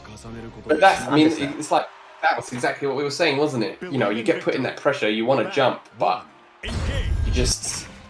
If you do it at the wrong time or you choose the wrong air option. Medium clash. Honestly, one of the reasons that I would ever consider playing Matera though from day one is have farm medium. I love buttons that are just insanely big. Oh yeah, mid-range buttons are my king. She's a super interesting character. But, now she's getting deleted. Goes for this setup instead, but Mr. Powell just jumping down. There we go. We're gonna see the optimal. That parry, honestly, parry punishes are so fun to watch, especially from Matera. I wonder if we're going to get the air reset. Going to set for the butterfly into universal overhead. We have the other butterfly there. It doesn't end up getting popped by the Arrow, unfortunate, very close to being the end of the round there. And Bilal, we've seen the comeback factor before, but this far medium is going to say no. Whilst that 2H and 1H are rare blockable, that far medium is not. So weirdly, one of our premier anti-airs. Love that button. Axe kicked him in the head in midair, straight into the arrow, and then punching the command throw this guy. Honestly, you don't see that very often. Just straight up mashing it. That's the thing, though. It shows you the level of a player, because even though it's not a mix-up, having the command throw and the parry both have similar walk-up animations. Sometimes you can get mixed just by anticipating, rather than reacting to what it is. So well played by Mr. Power to react to the right option there and press instead of just letting himself grab. It's gonna hurt. I don't mind cutting it short, comes the DP. Wants to keep that super. Yeah, we've seen that a couple of times. Sonic Sand drop, keeping the combo short. Wow, good block and gets the corner switch as well. Ends up dropping the combo, but gets the delayed overhead. Yeah. Is that gonna kill? I don't think so. Yeah, I think might have got the corner a little bit early. Cut the combo button a little bit early, but not sure. This hero is a very interesting character. Combos can look 10 times longer than you'd expect because of the butterflies not adding to the limit. But Mr. Power's tying it up. That was a really risky jump after getting hit by the really risky super jump there by Mr. Power to try and get out of that pressure after the super knockdown, but well played by Mr. Power. He's just playing this matchup. He's made a couple of mistakes, I think, just with jump timings, but for the most part, he's played this really, really, really well. Just as you said, really fluid movement. Doing his best. Basic movement is what I really want to shout out. Just trying to get as far away from this crazy mix-up pressure as possible. Pressing on the command throw, not pressing on the parry, and getting a really strong punish. He's just playing the matchup really well. So both players on game set now. Oh wow! Nice, getting the nearly full screen to you. Yeah, her projectile just got absolutely blown up by the EX Velio one, but look at this again, just the evasive movement. This time, let's hope that we're not going to see all of these efforts getting anti-air for 50%. He has to be so careful. You really do. You just, it looks cool and it's proving to be effective, but it is very, very high risk. Oh, nice confirm there. Oh wow. Mr. Power pressing just before the end of the projectile. Just the melee a little bit, but still looking pretty good. He's managed to back himself all the way back into the corner, though, with the movement that we were talking about earlier. This time being a little bit wasteful, and looks like it might end up biting him. Oh, goes for the reset. Taking into the throw on hit instead of going for a confirm. Maybe he didn't believe, but what a whiff punish. Tries to dash out of the corner. I like that. Honestly, though, if you can see Sonic Sand looking for that super so hard in those situations, but if there's any players in this entire game that are going to be, willing to hold on to that reversal, it's going to be Matera players. Yeah, I mean, that's literally her only reversal. She has super, so you've just got to be very careful when she does have it, because, if one wrong guess, then you're going to eat those flash kicks to the face. Honestly, Sonic Sand's got such good control of the ground and his ground game that he really hasn't been doing all that much jumping, so we haven't seen much of Acid Rain. It's been a really interesting, insight into this neutral. It's looking a lot different from usually how I see this matchup going, which is a whole lot of jumping. It's both characters playing like Mr. Fowl, basically. Not wanting to deal with the other one's fireballs, as both of them have pretty good fireballs. Are we gonna see a super reversal there? Nope, we're not. We're just gonna see dash up sweep into confirm. I don't know why. I really thought Mr. Pat was gonna bet it all on a sweep, on a wake up the super, but no, he was patient and it ended up costing him the game, unfortunately. But really well played by Mr. Pow. I mean, it's worth mentioning as well, though, that Bilal sweep is such a godlike button. we see a lot of people talking about the obvious bar heavy, his 2L, etc., but that sweep is kind of godlike. Another key thing about strong characters in this game is their abilities to, well, firstly having a strong sweep, and secondly what they can do from their options after the sweep. The good old bring it back, boys. Gran to you, SSBA. Bring it back. I think I've seen. Speaking of sweeps, I think that and Zeta into super, sweep into super, are the two that I've seen the most. Yeah, I mean Zeta aren't be safe with it, but because of the fact that Gran could jail into SSBA and be pretty much unpunishable by most of the cast, was definitely an interesting one. I mean on block, by the way. I'm not talking about on hit. Oh no, I'm talking about his 2 USB-A cancel yeah, on block. yeah, That was dark times. I'm glad to Block. no longer be there, honestly. Block confirms. Grand's block confirms used to be horrific, but yeah, steadily nerfed. Steadily nerfed now.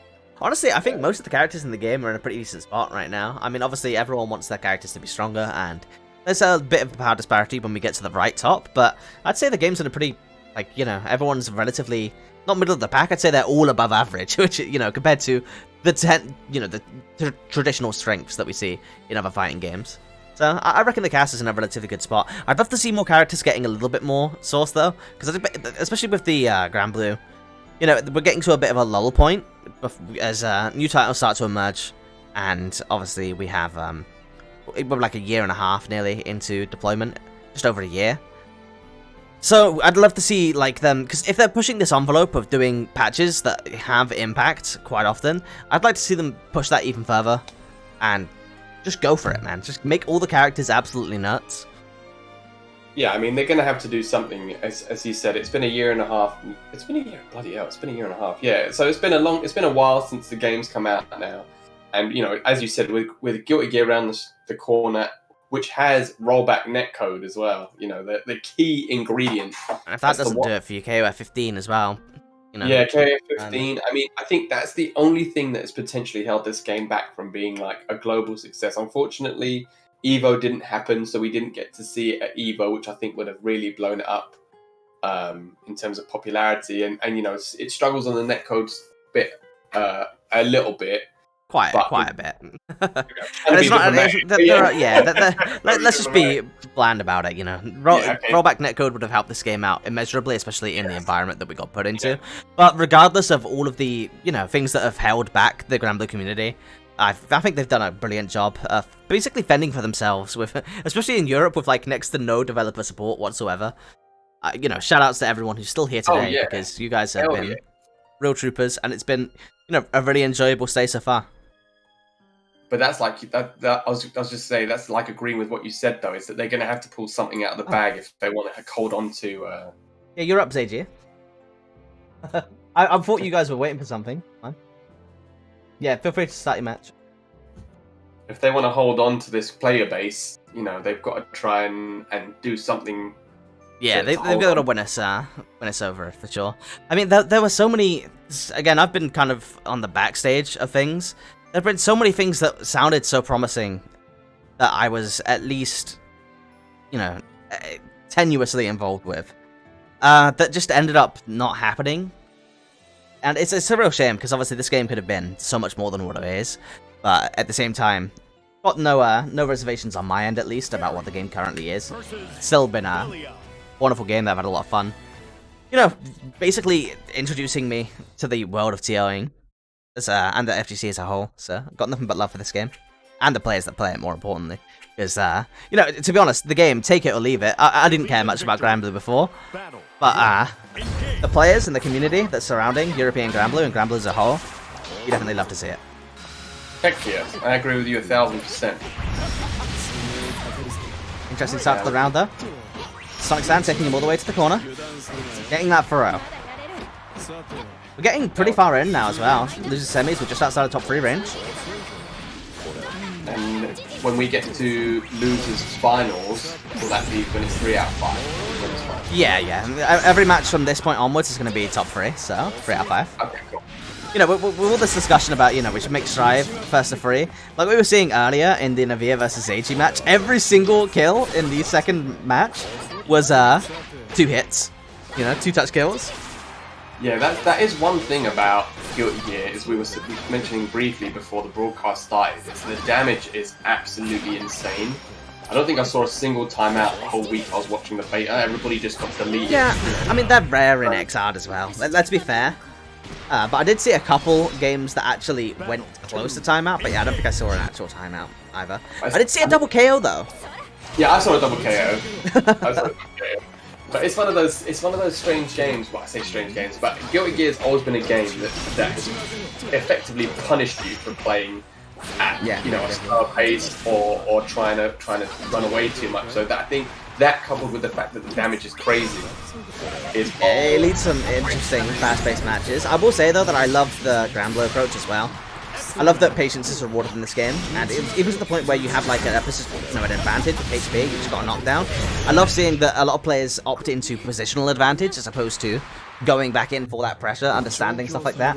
You know, they're very different games at the end of the day, but both approaches are very, very fun to watch, as we saw Sonic-san getting a pretty commanding victory there, but no doubt that Sage is going to be able to bite back.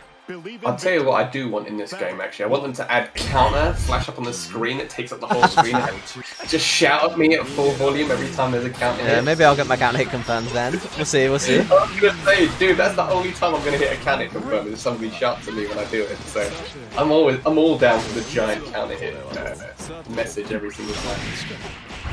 At this point, you know, obviously the only thing we can really hope for long term for Granblue. Obviously, this game is going to, you know, it's going to have its player base regardless of what happens going forward.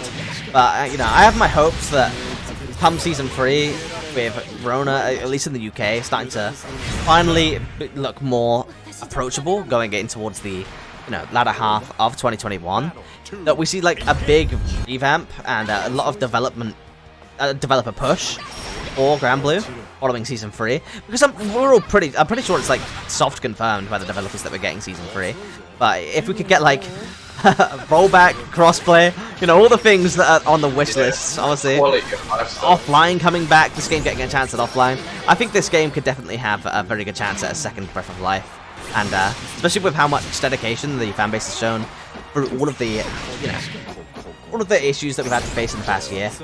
I'd definitely love to see them getting that opportunity. But at the moment, Seiji's going to find an opportunity not to get himself knocked out of this tournament. He's already secured himself a place in the top 16. So Sonic-san, not as secure. Definitely looking for a win here. Whoa, whoa! That's not my... I thought so. I thought so. That's a very interesting scenario, and that is going to be Sonic-san taking the loss there. Interesting. You see the super animation coming out, and you hear Beppo, and I'm like, okay, I'm pretty sure we're about to see something cursed. I thought he didn't just run up and confirm standing live punch in the super, did he? But no, it turned out he didn't. It turned out he didn't. So peace and justice has been Beppo into the GG. Very hype, man. Yeah, we don't have to deal with it, so we love to see it. And this is an almost exact opposite of that first game. Oh wow. Wow. Okay. Very, very quick response from Seiji. It was at match point, but tying it back up really quickly. Dragon punched after a block string, which then confirmed into a GG combo. I've never seen that before in my whole life, but that was mad. That was mad. That was fun. Man, what a set. Dragon punched on block. And got a confirm into a combo. That was mad. That was really nice. Not something you get to see every day, but again, this is why we want fairies. Stop nerfing fairy. You gotta make all the players quit. That's the thing. At the moment, we're living on like a very fine line. You know, we're living literally on the edge of despair. We lose one player on a character, and all of a sudden that character has no representation. But we gotta keep them. We gotta keep fairies in the bracket. We can't let the Ladiva treatment happen. I remember back when we were commentating when half of the bracket was Ladiva. Bro, I used to play Ladiva, and I entered these tournaments. I remember I was one of the Ladivas. You were one of the bracket goblins. Yeah. All run Ladiva. Yeah. They're gone. Where are they? I've never thought I'd say this, but bring back Ladiva. I mean, that was one thing I was thinking about as we've been watching the tournament, is how the character representation has just changed so much. It used to just be all Gran. We haven't had one Catalina today, dude. Not one Catalina, not one Gran. Imagine that. Catalina's kind of low key right now, just saying. She keeps on getting like stealth buffed. No Lancelot, no Gran, no Catalina. Again, as good as Lancelot is, we basically only have one Lancelot at 10 HABs in Peter, and that's, you know, inconsistent at times. He doesn't always come through. But that's what I mean. It's just the character variety has just changed so much. You know, like we still have quite a lot. Like a lot of our top 8s are always, you know, every full character variety. But it's definitely an interesting mix of characters that we have. Like, we have such an insane amount of Narmayas, for example, that our region thinks higher of Narmaya than others. You know, we had Zetas from day one. Beelzebub's a big one. We definitely have some interesting characters. Terra. Yeah, wait, is AJ going to turn this around? One touch away from dead, and he is. Going to get that confirmed. 4 doors through. Ends it out. Sonic-san, again, was probably looking to get more points from this event, but Seiji denying him that, and he's looking to put himself on the board for another win. That was a really clean clutch there from Seiji, because he got absolutely mauled that first game, and so he came back really strongly, especially with that setup at the end of the first game where he tied it up. And then just really, really strong clutch not to get opened up with and he was on absolute like last hit death, and he still managed to get the counter hit confirmed into the combo for the game. So really well played by Seiji. But yeah, I mean, I think that's it's a good thing and a bad thing in the sense that, you know, you're getting the developer input on a regular basis, and they're trying to address stuff in some way. You know, might not always necessarily be a positive change, but if you look at games like Mortal Kombat 11, for example, you get one patch every 7 or 8 months, and it's like makes it so that Sindel has a blue skin now, and you're just like, man, I just want something to happen with this game, because you've been playing the same meta for, you know, a year and a half now, and all the top tiers are still the top tiers, all the bottom tiers are still the bottom tiers. And, you know, you don't want people to come in and fiddle with it every week or so, but you do want to have some sort of input to keep it fresh. So, you know, I feel like Arxis have been struggling with that as well. Like, obviously, they've received a lot of flack with Dragon Ball, but I feel like looking at Dragon Ball as a whole, they did a really good job. They were getting a lot of, basically, because obviously in the first season of the game, there was a lot of changes, because it's the first season of the game. And then in the second season, they wanted to keep things calm.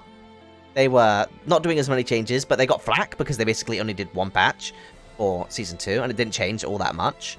But then in Season 3, I feel like they've done a really good job, and that's what I want to see going forwards in games like Granblue and Strive, is, you know, patches that are relatively far, but they do shake things up, especially for the characters that are lower down.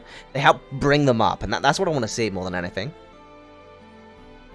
Yeah, I think Dragon Ball's a perfect example of a game where the developers learned their lesson in that.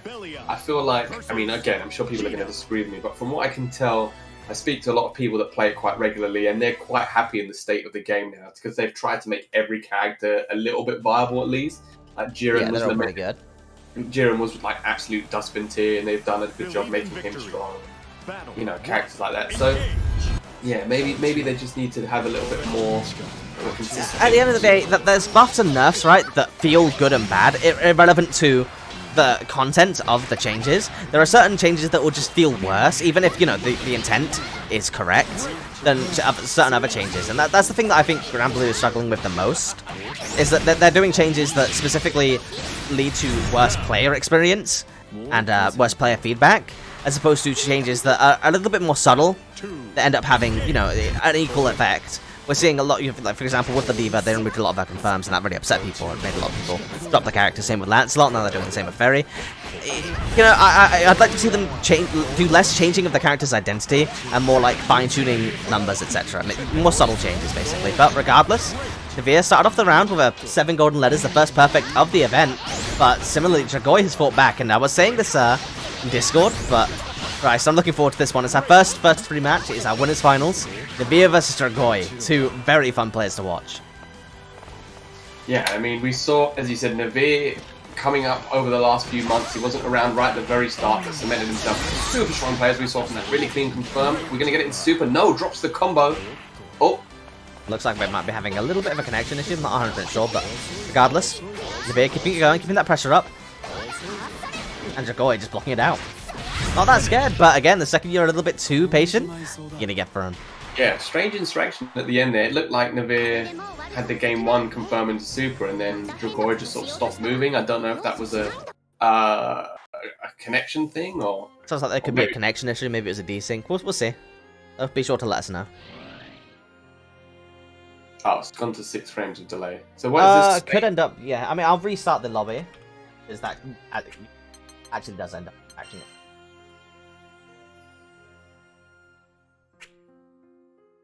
Yeah, I mean, where's Navia from again? France to Spain. France, he is France. Okay, so France and Spain, so they're not miles away from each other. I mean, this is what we were saying about netcode, right? Imagine if this was Strive. The rollback would be clean, the MS would be low. Just, unfortunately, one of the problems. Alright, all good. I'm going to restart this lobby real quick. Okay. And then, if that doesn't help, I'll connection test with the players. So, we're going to get into the match again. I'll ask them if they want that match to count, by the way. Usually I'd force it, but if it was 6 frame delay, I'll let them test. I remember when I very first started playing and streaming this game, and you know, the connection it's obviously it's delay based, so it's not the best, but I wasn't having a terrible time. And then a guy came into my chat and he was like, "Hey man, can I play a game?" I was like, "Of course, you know, I always love to do viewer games." I started playing him and I was like, "This connection's really bad," and I looked, and it was 19 frames of lag, and I was like, "Where are you playing me from?" He goes, "Australia." I just left. I mean, honestly, though, the really interesting thing is that that's what rollback enables more than anything. It's just being able to care less, which is it makes such a huge deal. Obviously, they have the issue of at the moment there's no like play button, right? That's what I really want to see in Strive for it to have this effect. But just being able to not worry so much and to just click play the game, that's going to enable a lot more people to get into playing. So I would really love to see more of that, as we have, you know, a lot of connection tests to worry about in Granblue, especially when we're doing stuff like, I'm not sure if you saw it, but we did a East Coast versus Europe exhibition. I did, yeah. So, I mean, we get, like you were saying, I was talking about briefly before this, was it before? Maybe at the start of the broadcast, we were saying about how you know, if it's set on like Central European servers, then there's no reason. I mean, in Mortal Kombat now, you play American people all the time, so... Yeah, I mean, basically, my rule set has always said that our rules practically say that all you have to do is have a wired, workable connection to Central Europe, and then it's okay. So with other rollback games, there's potential for places like East Coast to be able to join in with those tournaments, so it should be definitely interesting going forwards. But another big thing that I would... you know, like to stress is that when it comes to delay-based netcode, it looks like they're actually just playing. So I'll skip up the scene. But when it comes to delay-based netcode, you're not going to get much better than Granblue. I think when it, you know, when it comes to the netcode itself, that Granblue has pretty good delay. But obviously now, especially with Verona, we're just starting to push the envelope of what isn't acceptable. Yeah, I mean, that's. I saw a funny video from Sejam the other day when he was talking about that developer roundtable, or the Japanese one that happened a couple of weeks ago. There we go. That's your connection there. And it was watch Japanese devs try not to say the word rollback for a whole hour, and I was like, it's so true. There's just this stigma that they just don't want. And then our system work. You know, they come in, they're like, "Hey, how's rollback, guys? You like rollback?" Everyone just gives them the eyes. Everybody's just... Every single person who played Strive, there's the only consistent thing, regardless of how you feel about the game itself, every single thing said the netcode is absolutely legit. So I mean, it was legit enough that after they name-dropped rollback in the roundtable, KOF 15 developers are like, that's true. You know, we've been working on it all along, guys. Come on. Lol. We just couldn't talk about it at the roundtable. Come on. You mean it had rollback this whole time? That meme of the astronauts on the moon. You mean it had rollback this whole time? And the beautiful thing about Strive as well is that you have a Wi-Fi connector as well. So you can see if some bum's trying to lag you out on Wi-Fi, you can just disconnect or decline rather. So. All right. So again, we were having a little bit of a delay issue there, so we'll quickly run a connection test. I'll connection test both players, see who it is, and then see if we can't solve that connection issue before, you know, obviously having to drop a buy, which is not anything you want to see, especially not in top 3 of a tournament. If we can avoid that, we shall. Shuno do it with a coin flip. Yeah, we're not bring that up. The curse script.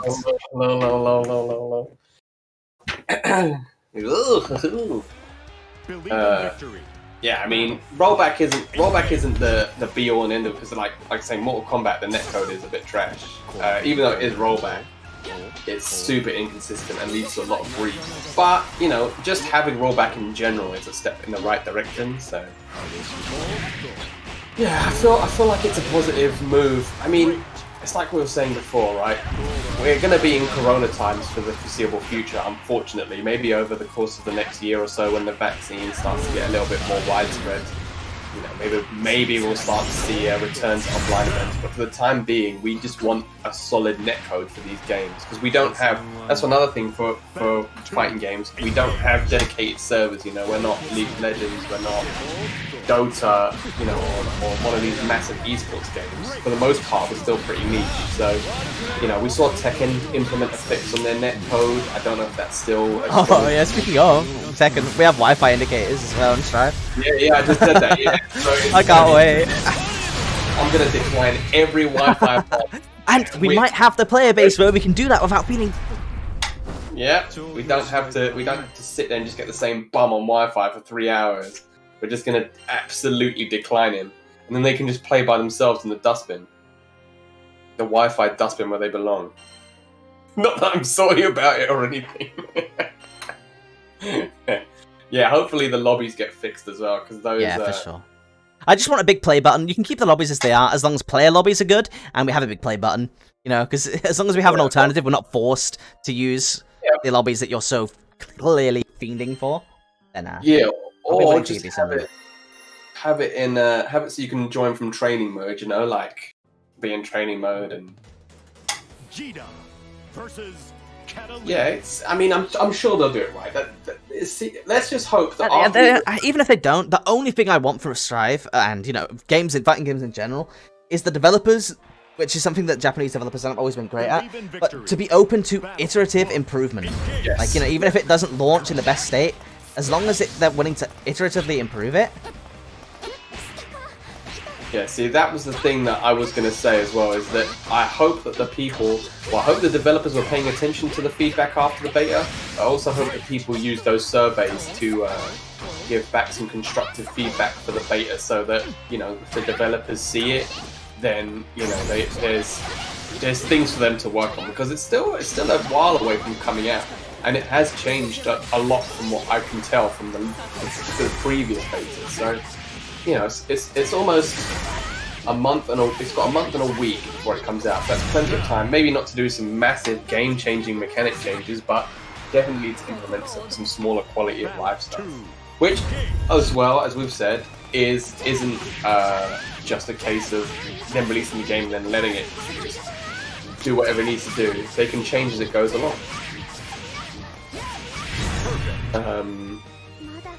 Yeah, sorry about this, by the way, guys. I am just running a couple of connection tests, trying to see what the connections are like, and then seeing if we can do anything to solve it. Got a little bit of Battle Pass XP there, so that's nice. How dare you try and make sure the connections are good for the quality of the stream, you bum. Make everyone play in lag.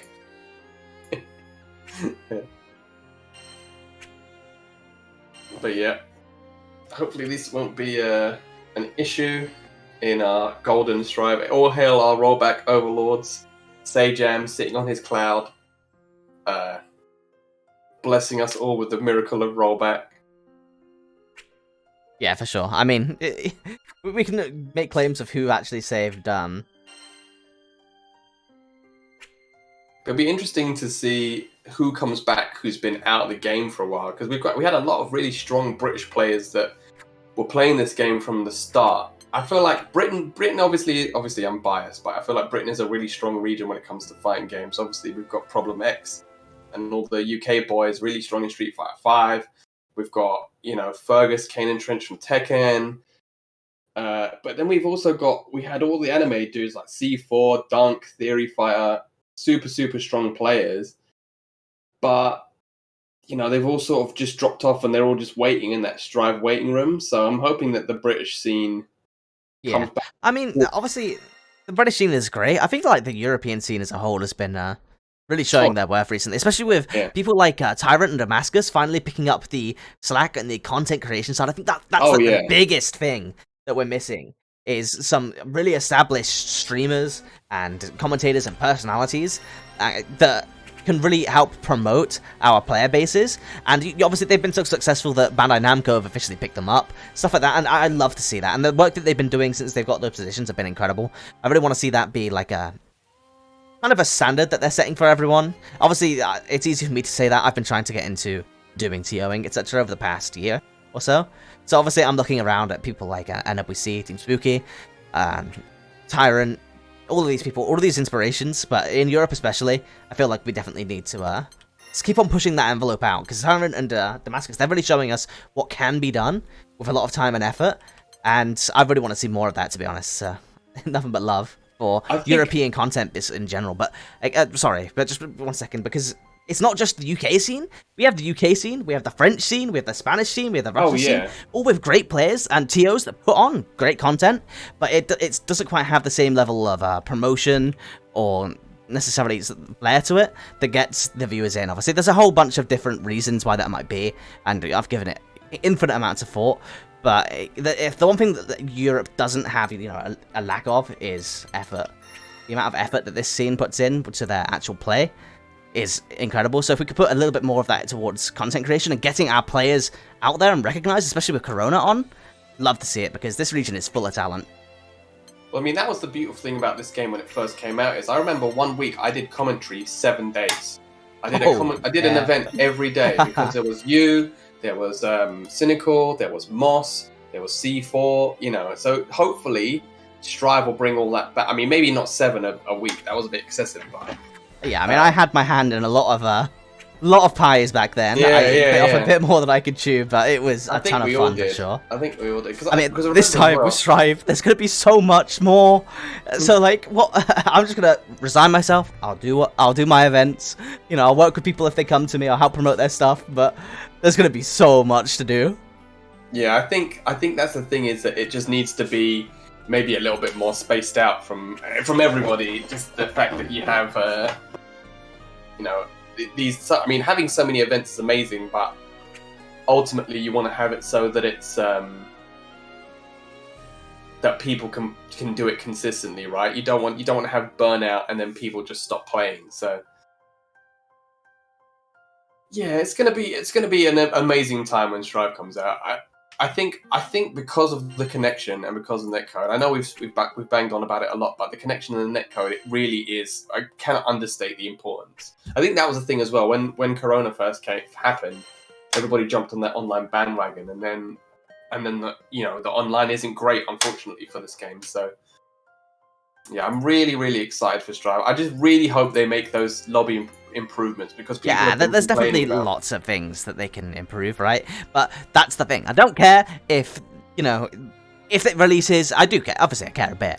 Like, I want brain beta on launch. I want all these things on launch. But, you know, I want crossplay more than anything in the world. I want crossplay.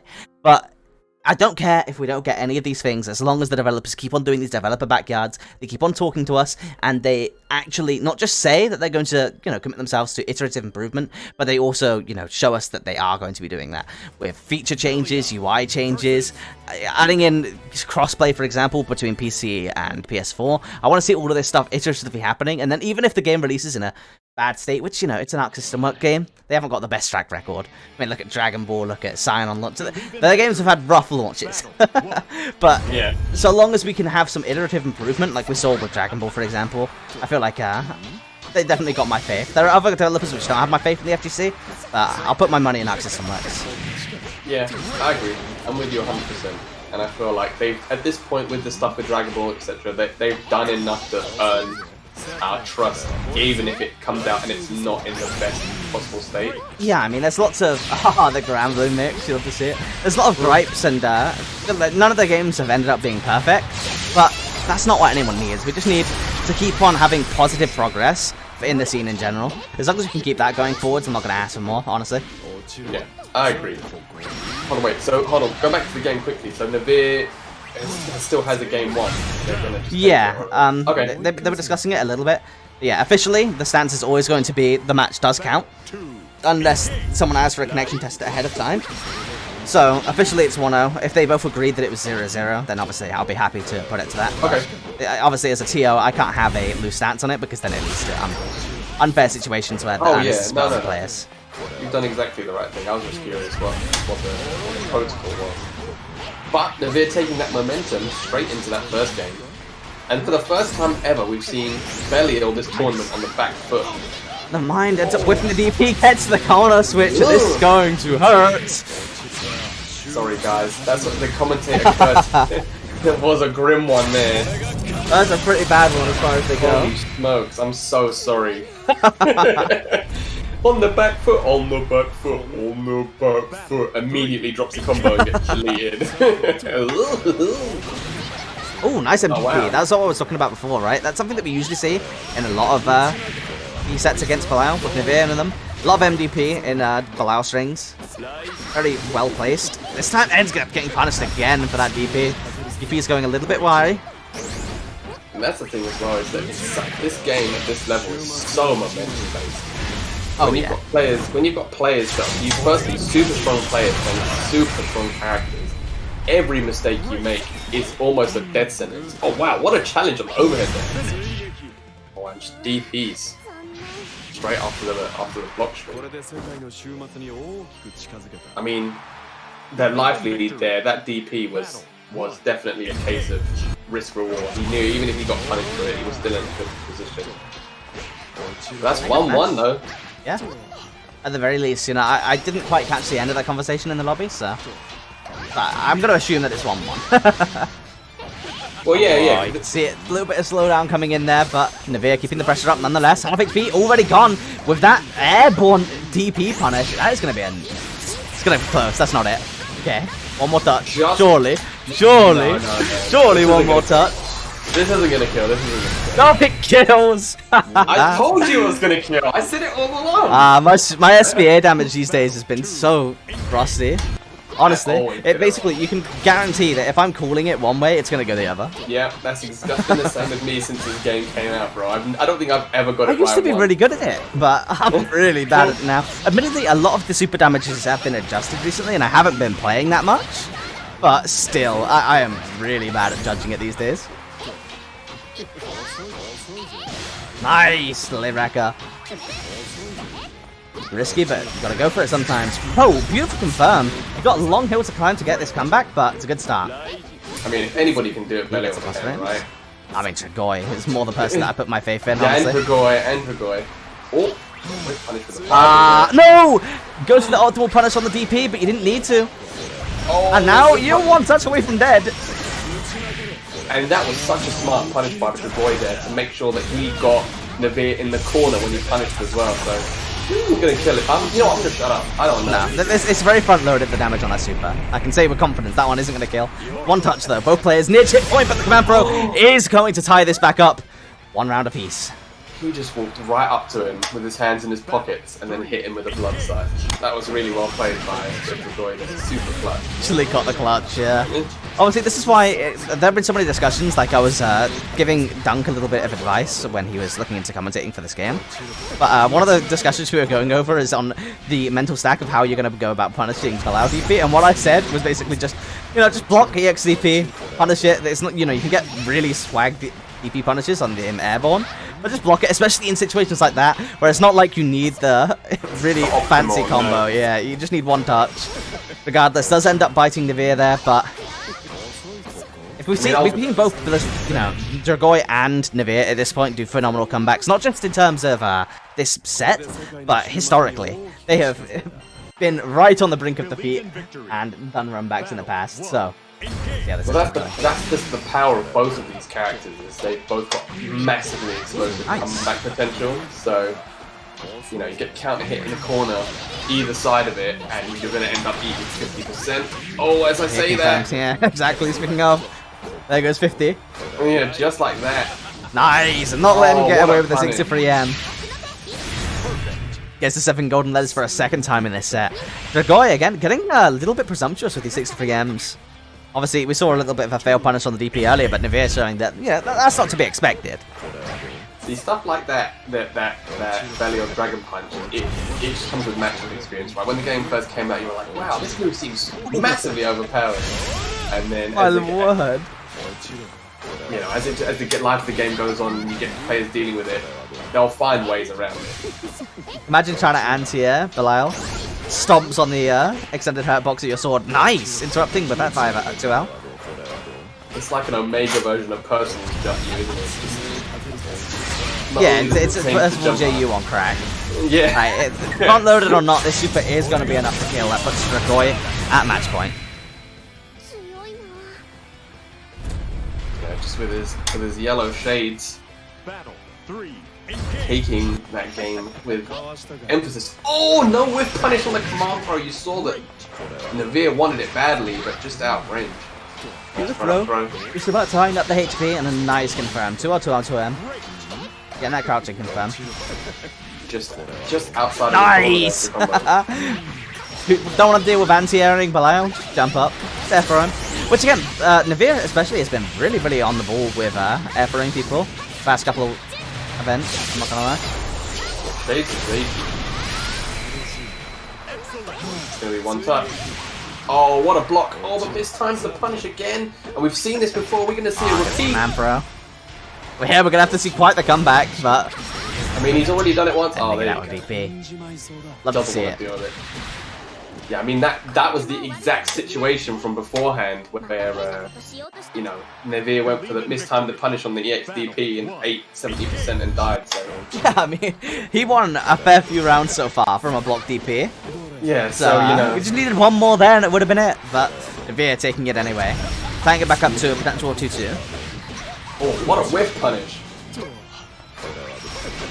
The setup, Navir being patient, still holding all this pressure. We're gonna see a dragon punch.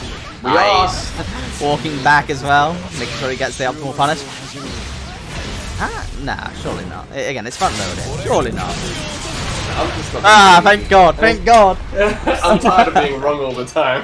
I've seen that SBA at least like 10 times already today, so I'm starting to recognize how much damage it does. But again, I was wrong the first time I saw that super. I'm like, yeah, this super does so much. And then, no, it did absolutely nothing. I forgot all the damage at the start of the super. But that was a quick game for Dragoi there. Navir having to fight back. Nice dragon punch. Get the hell off me with the pressure. Nice. Yeah. Oh, what a whiff punish! Doesn't end up confirming it though, yeah. It's now without his premium cooldown as well. We're just seeing the fear that Belial jumpers have. Being allowed to jump in with impunity. Just don't want to risk anti-airing him. Just going to get counter hit. Alright, Navir with the delayed DP, sending Dragoi all the way to the corner, keeping the pressure nice and tight. Went for the air throw, but doesn't quite get it. But does not end up mattering, because again, G'd perfectly fine to stand at that spacing.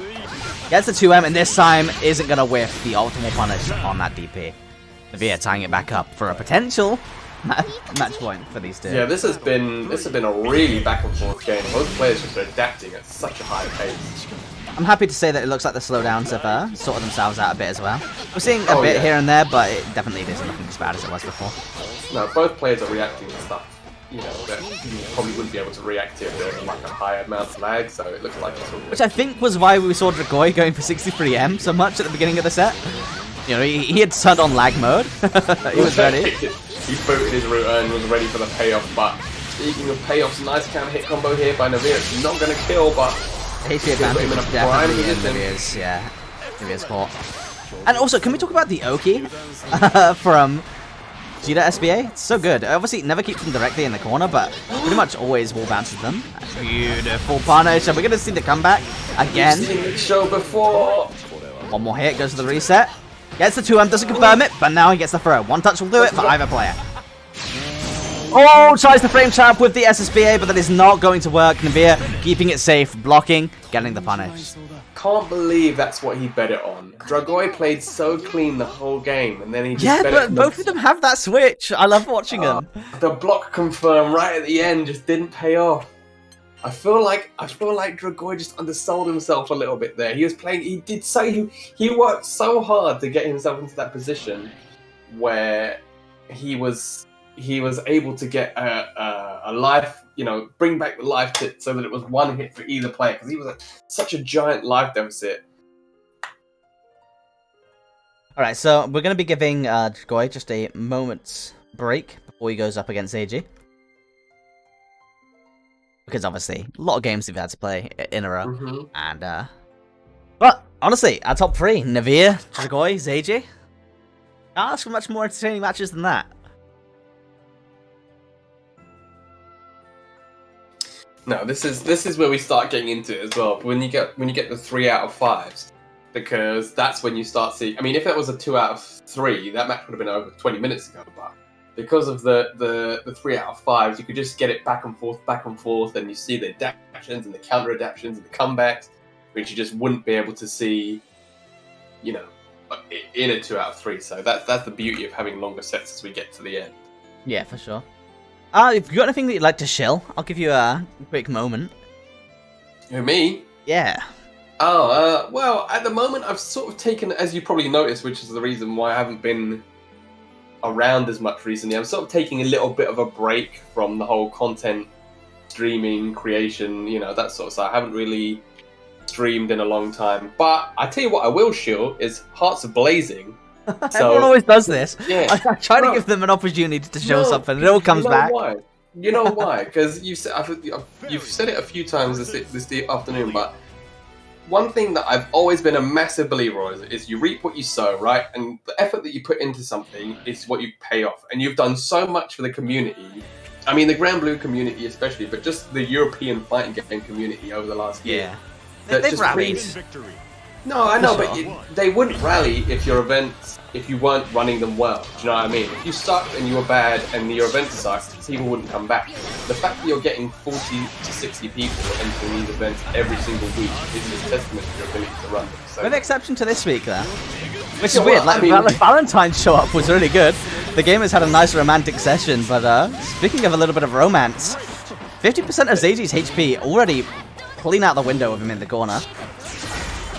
but yeah, follow Hearts of Blazing. And follow him on Twitter and follow him on all the socials. That's I my appreciate skill. it. I really do. I mean, obviously, I like to attribute most of the credit to the players. I'm just the person hosting the events, but it definitely wouldn't be possible without everyone involved. So I'll take my credit where it's due. And it's Yeah, been a lot of hell fun, yeah. honestly. So I'll try and keep it going. There have been times where I've lost motivation, but ultimately it's been easy going enough because of the players making it nice and easy that I've been able to keep it going. And this is going to look like... No, it doesn't get the punish, never mind. I thought that was going to be a really optimal punish on the DP, but ends up not being it again, the SSPA. Ending up being the death sentence, never mind. For Dragoi, what is going on? Ends up winning the clash out with that 2L as well. That was a really scrambly end to that round. I couldn't even tell you what happened. There was a spot dodge on a super, and another super didn't kill, didn't confirm. That was like that was scrappy dappy do, but Sure, yeah. Beautiful confirm. Ends up dropping it, but we'll call it a reset. Dragoi. There we go. Getting a nice big confirm. Doesn't get the full animation, but again, Zaji in with his back to this corner. Was in a pretty cursed situation. Very close to turning it around the first round, but this time Dragoi lynching off his meal a bit quicker. And the thing is as well there is that Zaji, the speed of Dragoi's dismantling meant Zaji didn't even have super, so there was nothing he could have done with it. Really explosive character for sure. Yeah. You see that low profile there with the Yeah, 2M? she just limboed straight underneath that fireball. Oh, went for the air to her there, just missed the throw. I'm guessing nice spot dodge, but not able to punish. Dragoi just been really patient. Not Nice, good to him. Again, See that? ends up putting him out of the GG though, unfortunate. A lot of jumping coming out from Zaji so far, but again, one of the harder characters in the game to anti-air through the use of drill and whip. Very hard to get her out of the air. Yeah, but now we're seeing the ferry zone. Oh no, Dragoi just running straight out the corner, gets swept. Now he has to eat pressure. You can see the instant air overhead. No, instead just opts for the drill pressure in the corner, and this chip is building up. Oh, not quite, doesn't quite get the anti-air with the Dragon Punch, but gets the confirm into the super instead. Should be a very dead Lyle. Never mind, ends up getting the combo limit instead. Again, a couple of patches ago, I'm pretty sure that changed how that combo works as well. Battle 2. Still, Bringing some of the juggle points as a result of GG, I believe. Don't quote me. I could be wrong. It could have been full super. It's one of the two. still managed to Nice, getting the Evro to GG again, and I'll never get tired of that. You know, we'll call it a shadow buff. Like, you know, very loses her 2H, but now we're just seeing a lot more. Evro into GG. I mean, that just shows you the strength of Seiji as a player, right? It's only been 1 week since the patch, and he's already developed new... I mean, the thing New is about combo ZG as routes. well, though, is that everyone hates Furry, right? But everyone loves AG. And that really speaks to how enjoyable he is to watch. But still, we're seeing the fight back from Dragoi. Straight to SBA. We are going to see... I don't think this is going to kill. But they go both... Oh, I'll just shut up. I honestly have got it wrong every single time. Nah, the SSBA does quite a bit more damage, but 3. Oh! Honestly, it is very hard to call, especially against Fairy with lower HP. Nice, giving the drill pressure.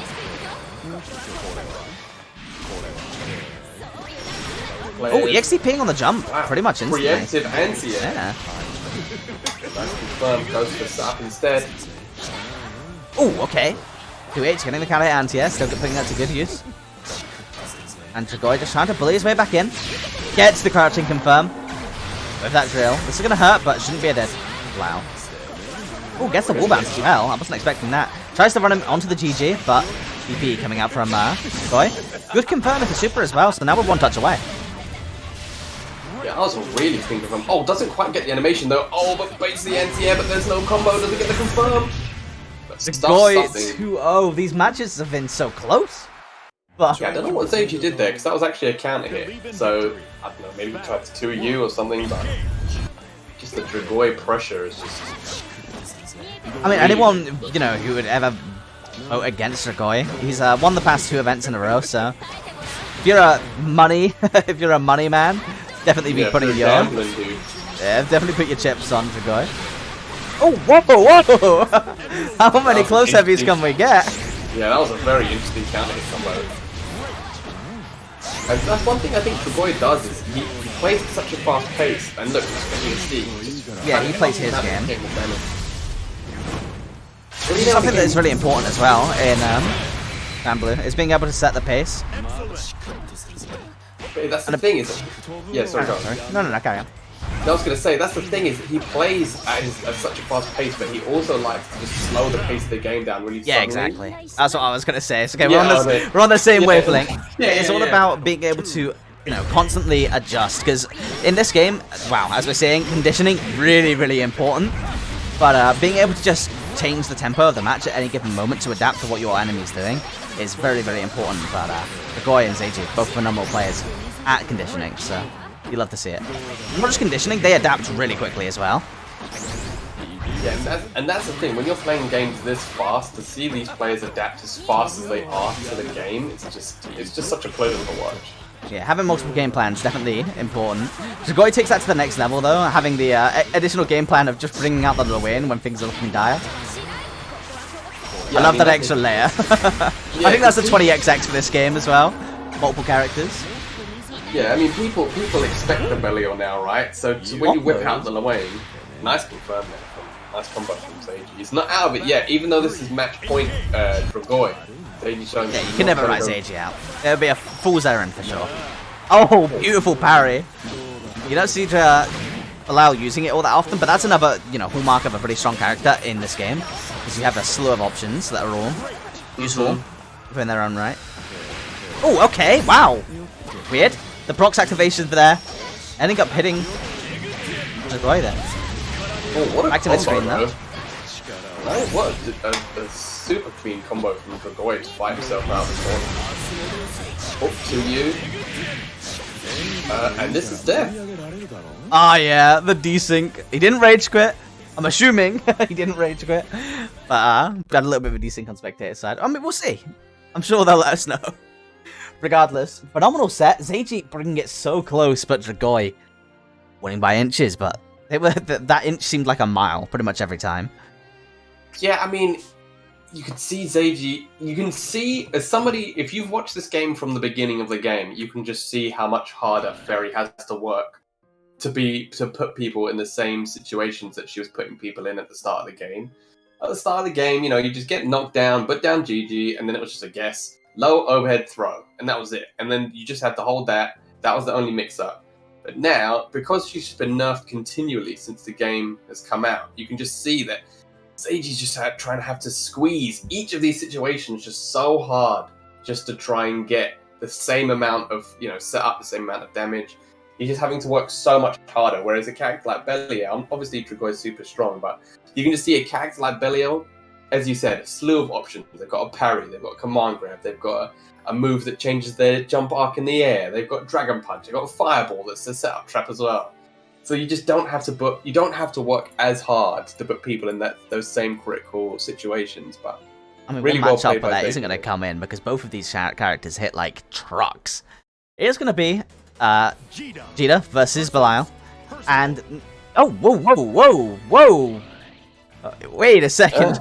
Maybe I spoke too soon. I mean, I know he has a pocket Lowain. I know he has another pocket character, but this is like the fourth level, the fourth layer that I am yet to see. He's got a Percival that he's bringing out. I expect this pick because I feel like Percival does really well against Vegeta. I mean, he saw some love last patch, so let's see what you got.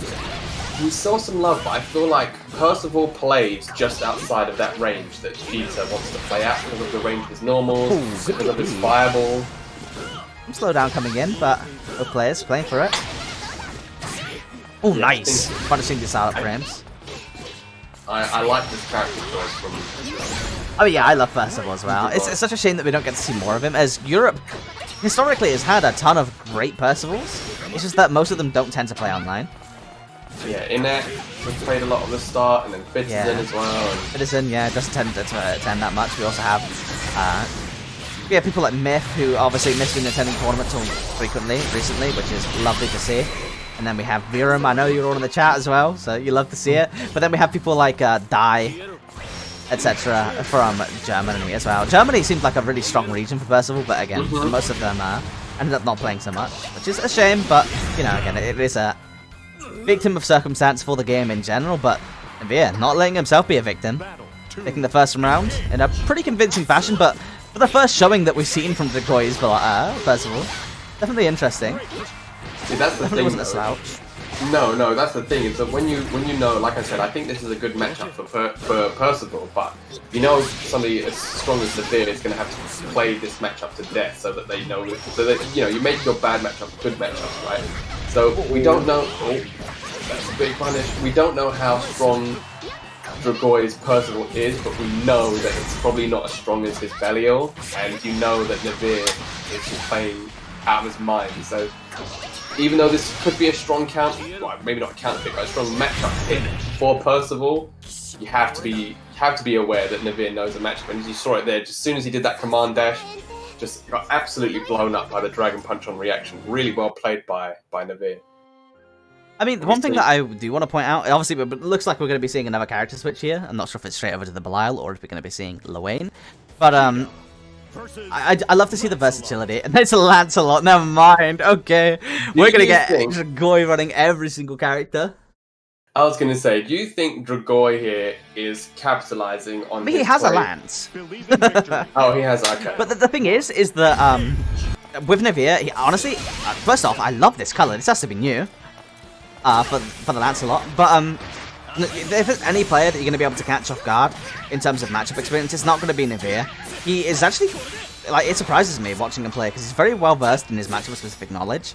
So you're not going to be able to necessarily steal any free ones against him, even with cheesy characters like Lowain.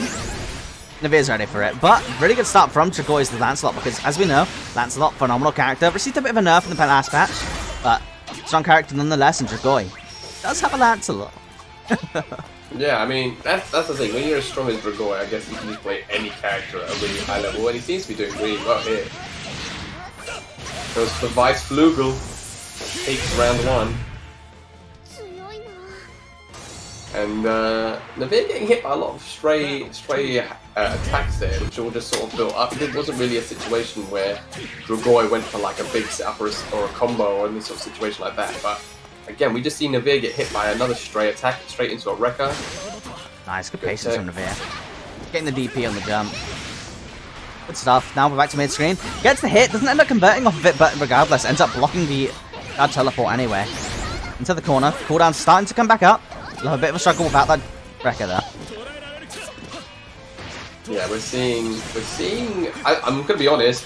Obviously this is the first time we've seen Dragoy play this tournament, but we know he's a strong player, but he's doing much better with Lancelot than oh, shut up. Yeah, ends up getting the drop. As I say there, doing much better with Lancelot. Is this going to tell us anything? I mean, how many characters have we seen already? It's 4, right? Yeah, we've seen Belial, Lowain, Percival, and Lance. I'm interested to see how far he will take this. Because I didn't know he had a Percival, but I did know about the other 3. So I'm interested to see if we'll see anything else spicy, but regardless, gotta see how his Lancelot fares first. When it's the switch, is not enabled, so if he wins, he's gotta stick with it. Yeah, wait, no, this is... Yeah. No, if he loses one more, he can switch, right? Yeah, but when his switch isn't enabled, so if he does end up winning with this Lancelot, he isn't gonna be able to switch off. Oh, you mean if he'll he be stuck with resets it. with the Lancelot? Yeah. Okay. As long as he keeps the wins going. But he's still got to beat Navir first, you know. Let's not get too far ahead of ourselves. Oh wow, interesting option there. I think that might have been an input error for a Fireball, instead gets the EXCP and gets absolutely blown up as a result. One more touch. Lancelot, very good character at getting that touch, uses Universal Overhead, gets the connection. And it looks like he is indeed going to be locked into this Lancelot for the next match. Navir, a lot more of a simple player when it comes to his character choices though. It's Jida or go home. And which is, you know, love to see it as well. I'm not gonna lie. I can't decide if I like the character arc of multiple characters or character specialists in Granblue. Because in Granblue, it's less about, you know, necessarily putting a ton of time into labbing your character. It's more about your fondness of the character. Because you can definitely learn multiple characters in Granblue, right? No one's gonna argue that. So, you love seeing those people with a dedication to their characters for sure. Yeah, I mean, especially when you play a character. Jita, I think when Jita first came out, I think she was considered to be just below the top tier because she had already had some sort of... You could tell by the way that she was designed, with the changes that they had in mind that they hadn't quite implemented yet. So at that time, she was maybe considered not to be as strong as Gran and you know, the top tier characters. But subsequently... Once the other show's got brought down, goes right back up. Yeah, and you can just see that from this stage. She hits like a tank. You know, as you said before, you know, if you could choose between Boot and Wrecker, oh, nice punish. Speaking of Wreckers, just missed the corner though. It goes without saying as well, though, that, like, whilst we have people like Dragoi with multiple character choices, the mix-up that Navir... Whoa! I got hit 100%. Yeah, I got hit by that. But yeah, with Navir's character choices, like he sticks with Jita, but he always hits us with the mix-up of which color he ends up using. Are we gonna have Gothic Jita? Are we gonna have color 12? Are we gonna have Pink Jita? And the really sad thing about this stage, by the way, you know, the fact that I didn't get the mod to update, isn't just the fact that we have no English dub Lwane. It's the fact that Cygames logo was a fish. It was the Jita fish, and I'm really upset I'm not going to show that off here. But speaking of,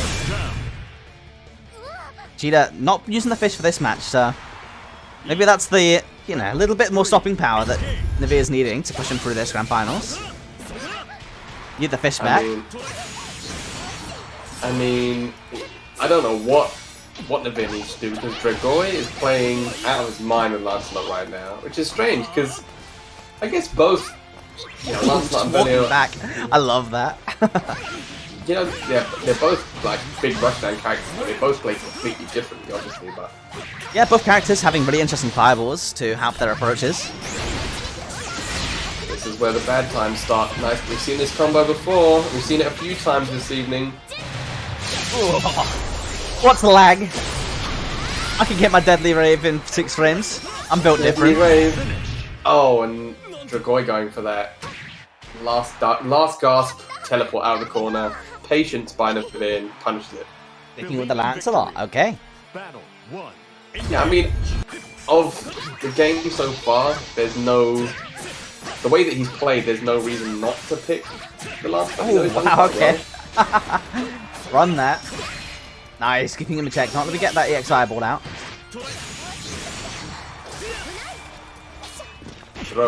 Tried to do a side switch, but couldn't quite get the corner. That was the teleport. Navir doing a really good job of stopping the pressure. Ooh. Shades of Catalina with those 2 M's. Nice, catching him out, not yet letting him jump out of that corner again. Lancelot, notoriously tricky at keeping that... Well, we'll just go with keeping the character in the corner. Yeah, the second he gets in the corner, he turns into a circus actor there, honestly. But he's just got those... Oh, wow, nice confirm there. Let me show you a magic trick. Which side am I on? Okay, Dragoi taking a round though. All of a sudden, 1 round away from being able to tie himself back up. Obviously, even if he wins this first to 3 though, it will only reset the bracket, so he has quite the travel ahead of him. If he does reset, that's a lot of momentum going into that second set. You know, Naveer's not lost yet this tournament. Obviously, he's in winner's side, so he wants to finish this as quickly as possible. He doesn't want Dragoy to come back. And the thing is, as well, is you don't want to get reset with what's probably Dragoy's like third or fourth choice character. You know, yeah, it is. Getting the 7 golden letters, the third one of the tournament, and so far, Naveer, the only player with a perfect in this HAB. Also, it turns out Naveer's apparently been playing a bit of DFCI. Clean. We love to see it. Oh, what an anti-air! Wow. Keeping the EX Rekka cooldown as well is super important. About 55% and sets himself up off of that delay tech, 4 and kill off of any hit. And he gets it. There it is. That's a round. And Dragoy missed timing, is pressure there, just out of range. And that's the tournament, right? Yeah, Naveer 100%. wins. That's it. Yeah, Naveer wins. Now, I'm really, before we, move on, because usually I, hurry it along here. Congratulations to Naveer and Dragoy and Zeiji for making top 3, but I'm really, really interested on what that does to the standings. Yeah. Ah, close but no cigar. Naveer 1 point away from taking the first place standing. Obviously, it doesn't matter hugely. If you get the invite, you get the invite, but your placement in the your standings in the placement point list basically determines your seeding in the finale. Yeah. So Naveer 1 point away from taking that first seeded spot. But with this event coming to a close, I can confirm that Dragoy is the winner of the open season for Hearts of Blazing Season 2. But Naveer taking a ridiculous amount of top 8 placements as well. So, moving on from here, we're going to end up having our season finale for this game in 2 weeks' time. I'm going to be inviting the top 16 players from the events, basically. And when there are situations where we will have players dropping out, not being able to make it, we will move down that list 1 spot until we have our top 16. In the event of a tie, I'll throw together a quick Swiss bracket that will be done off-stream to basically act as a tiebreaker.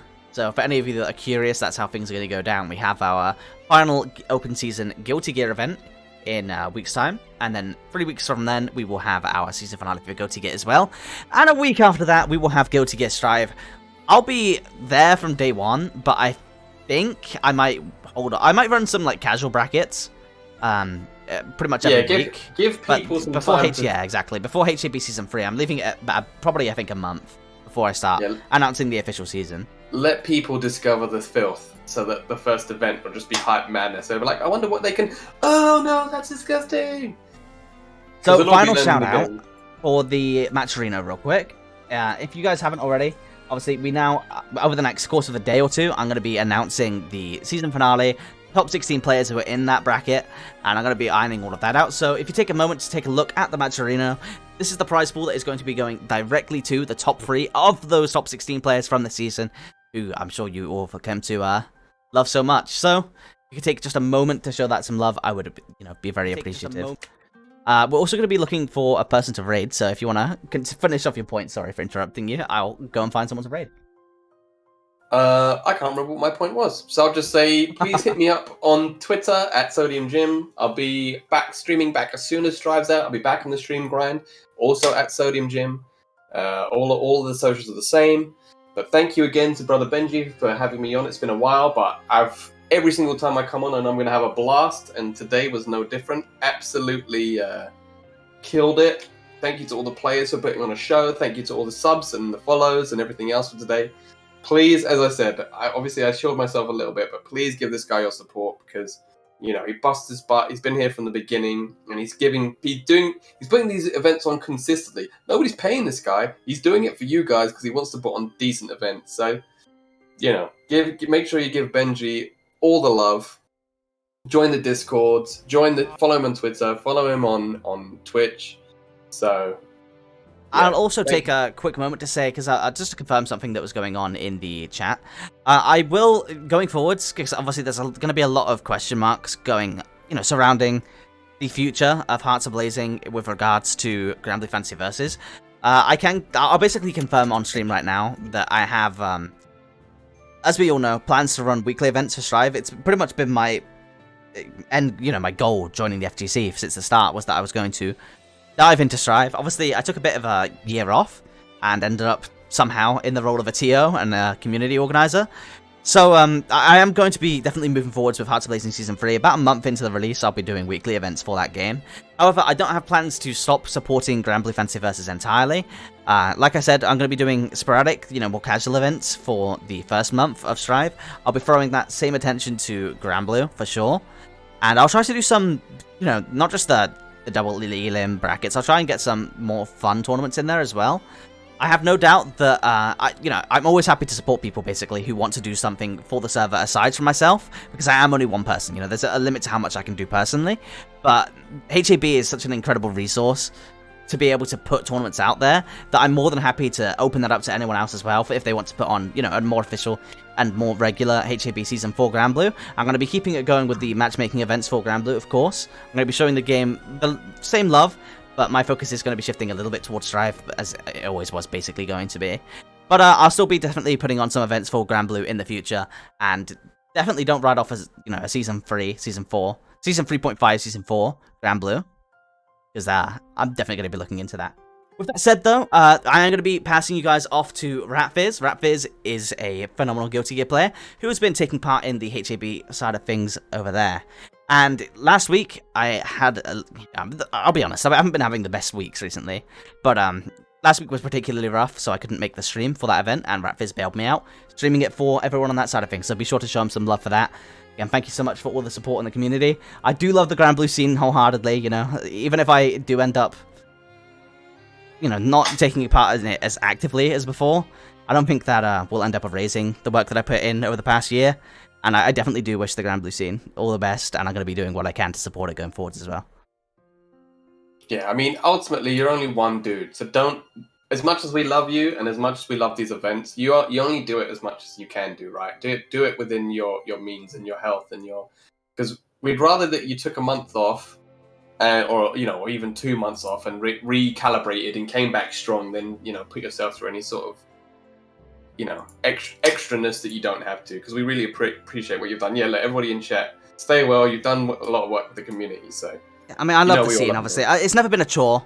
You guys have made it an absolute pleasure, and I will definitely be repaying that. I will be keeping a close eye and trying to do what I can for the scene, and hoping that the developers give us a bit of a push as well going forwards. But yeah, the future of Granblue, we've been through all sorts of adversity, so I'm sure we'll be able to come through the other side. Thank you, Kitsune Cast, for the host 9 minutes ago. Didn't quite catch that, but again, we are going to be throwing things over towards Ratfizz. To answer your question, Arafu, it is going to be 2 weeks from now, just the standard. We're running bi-weekly still. But obviously, within the next couple of days, I'll get the information out on who's going to be invited to that top 16. And I can confirm for you, if you're curious, that if you want that slot, you have an invite.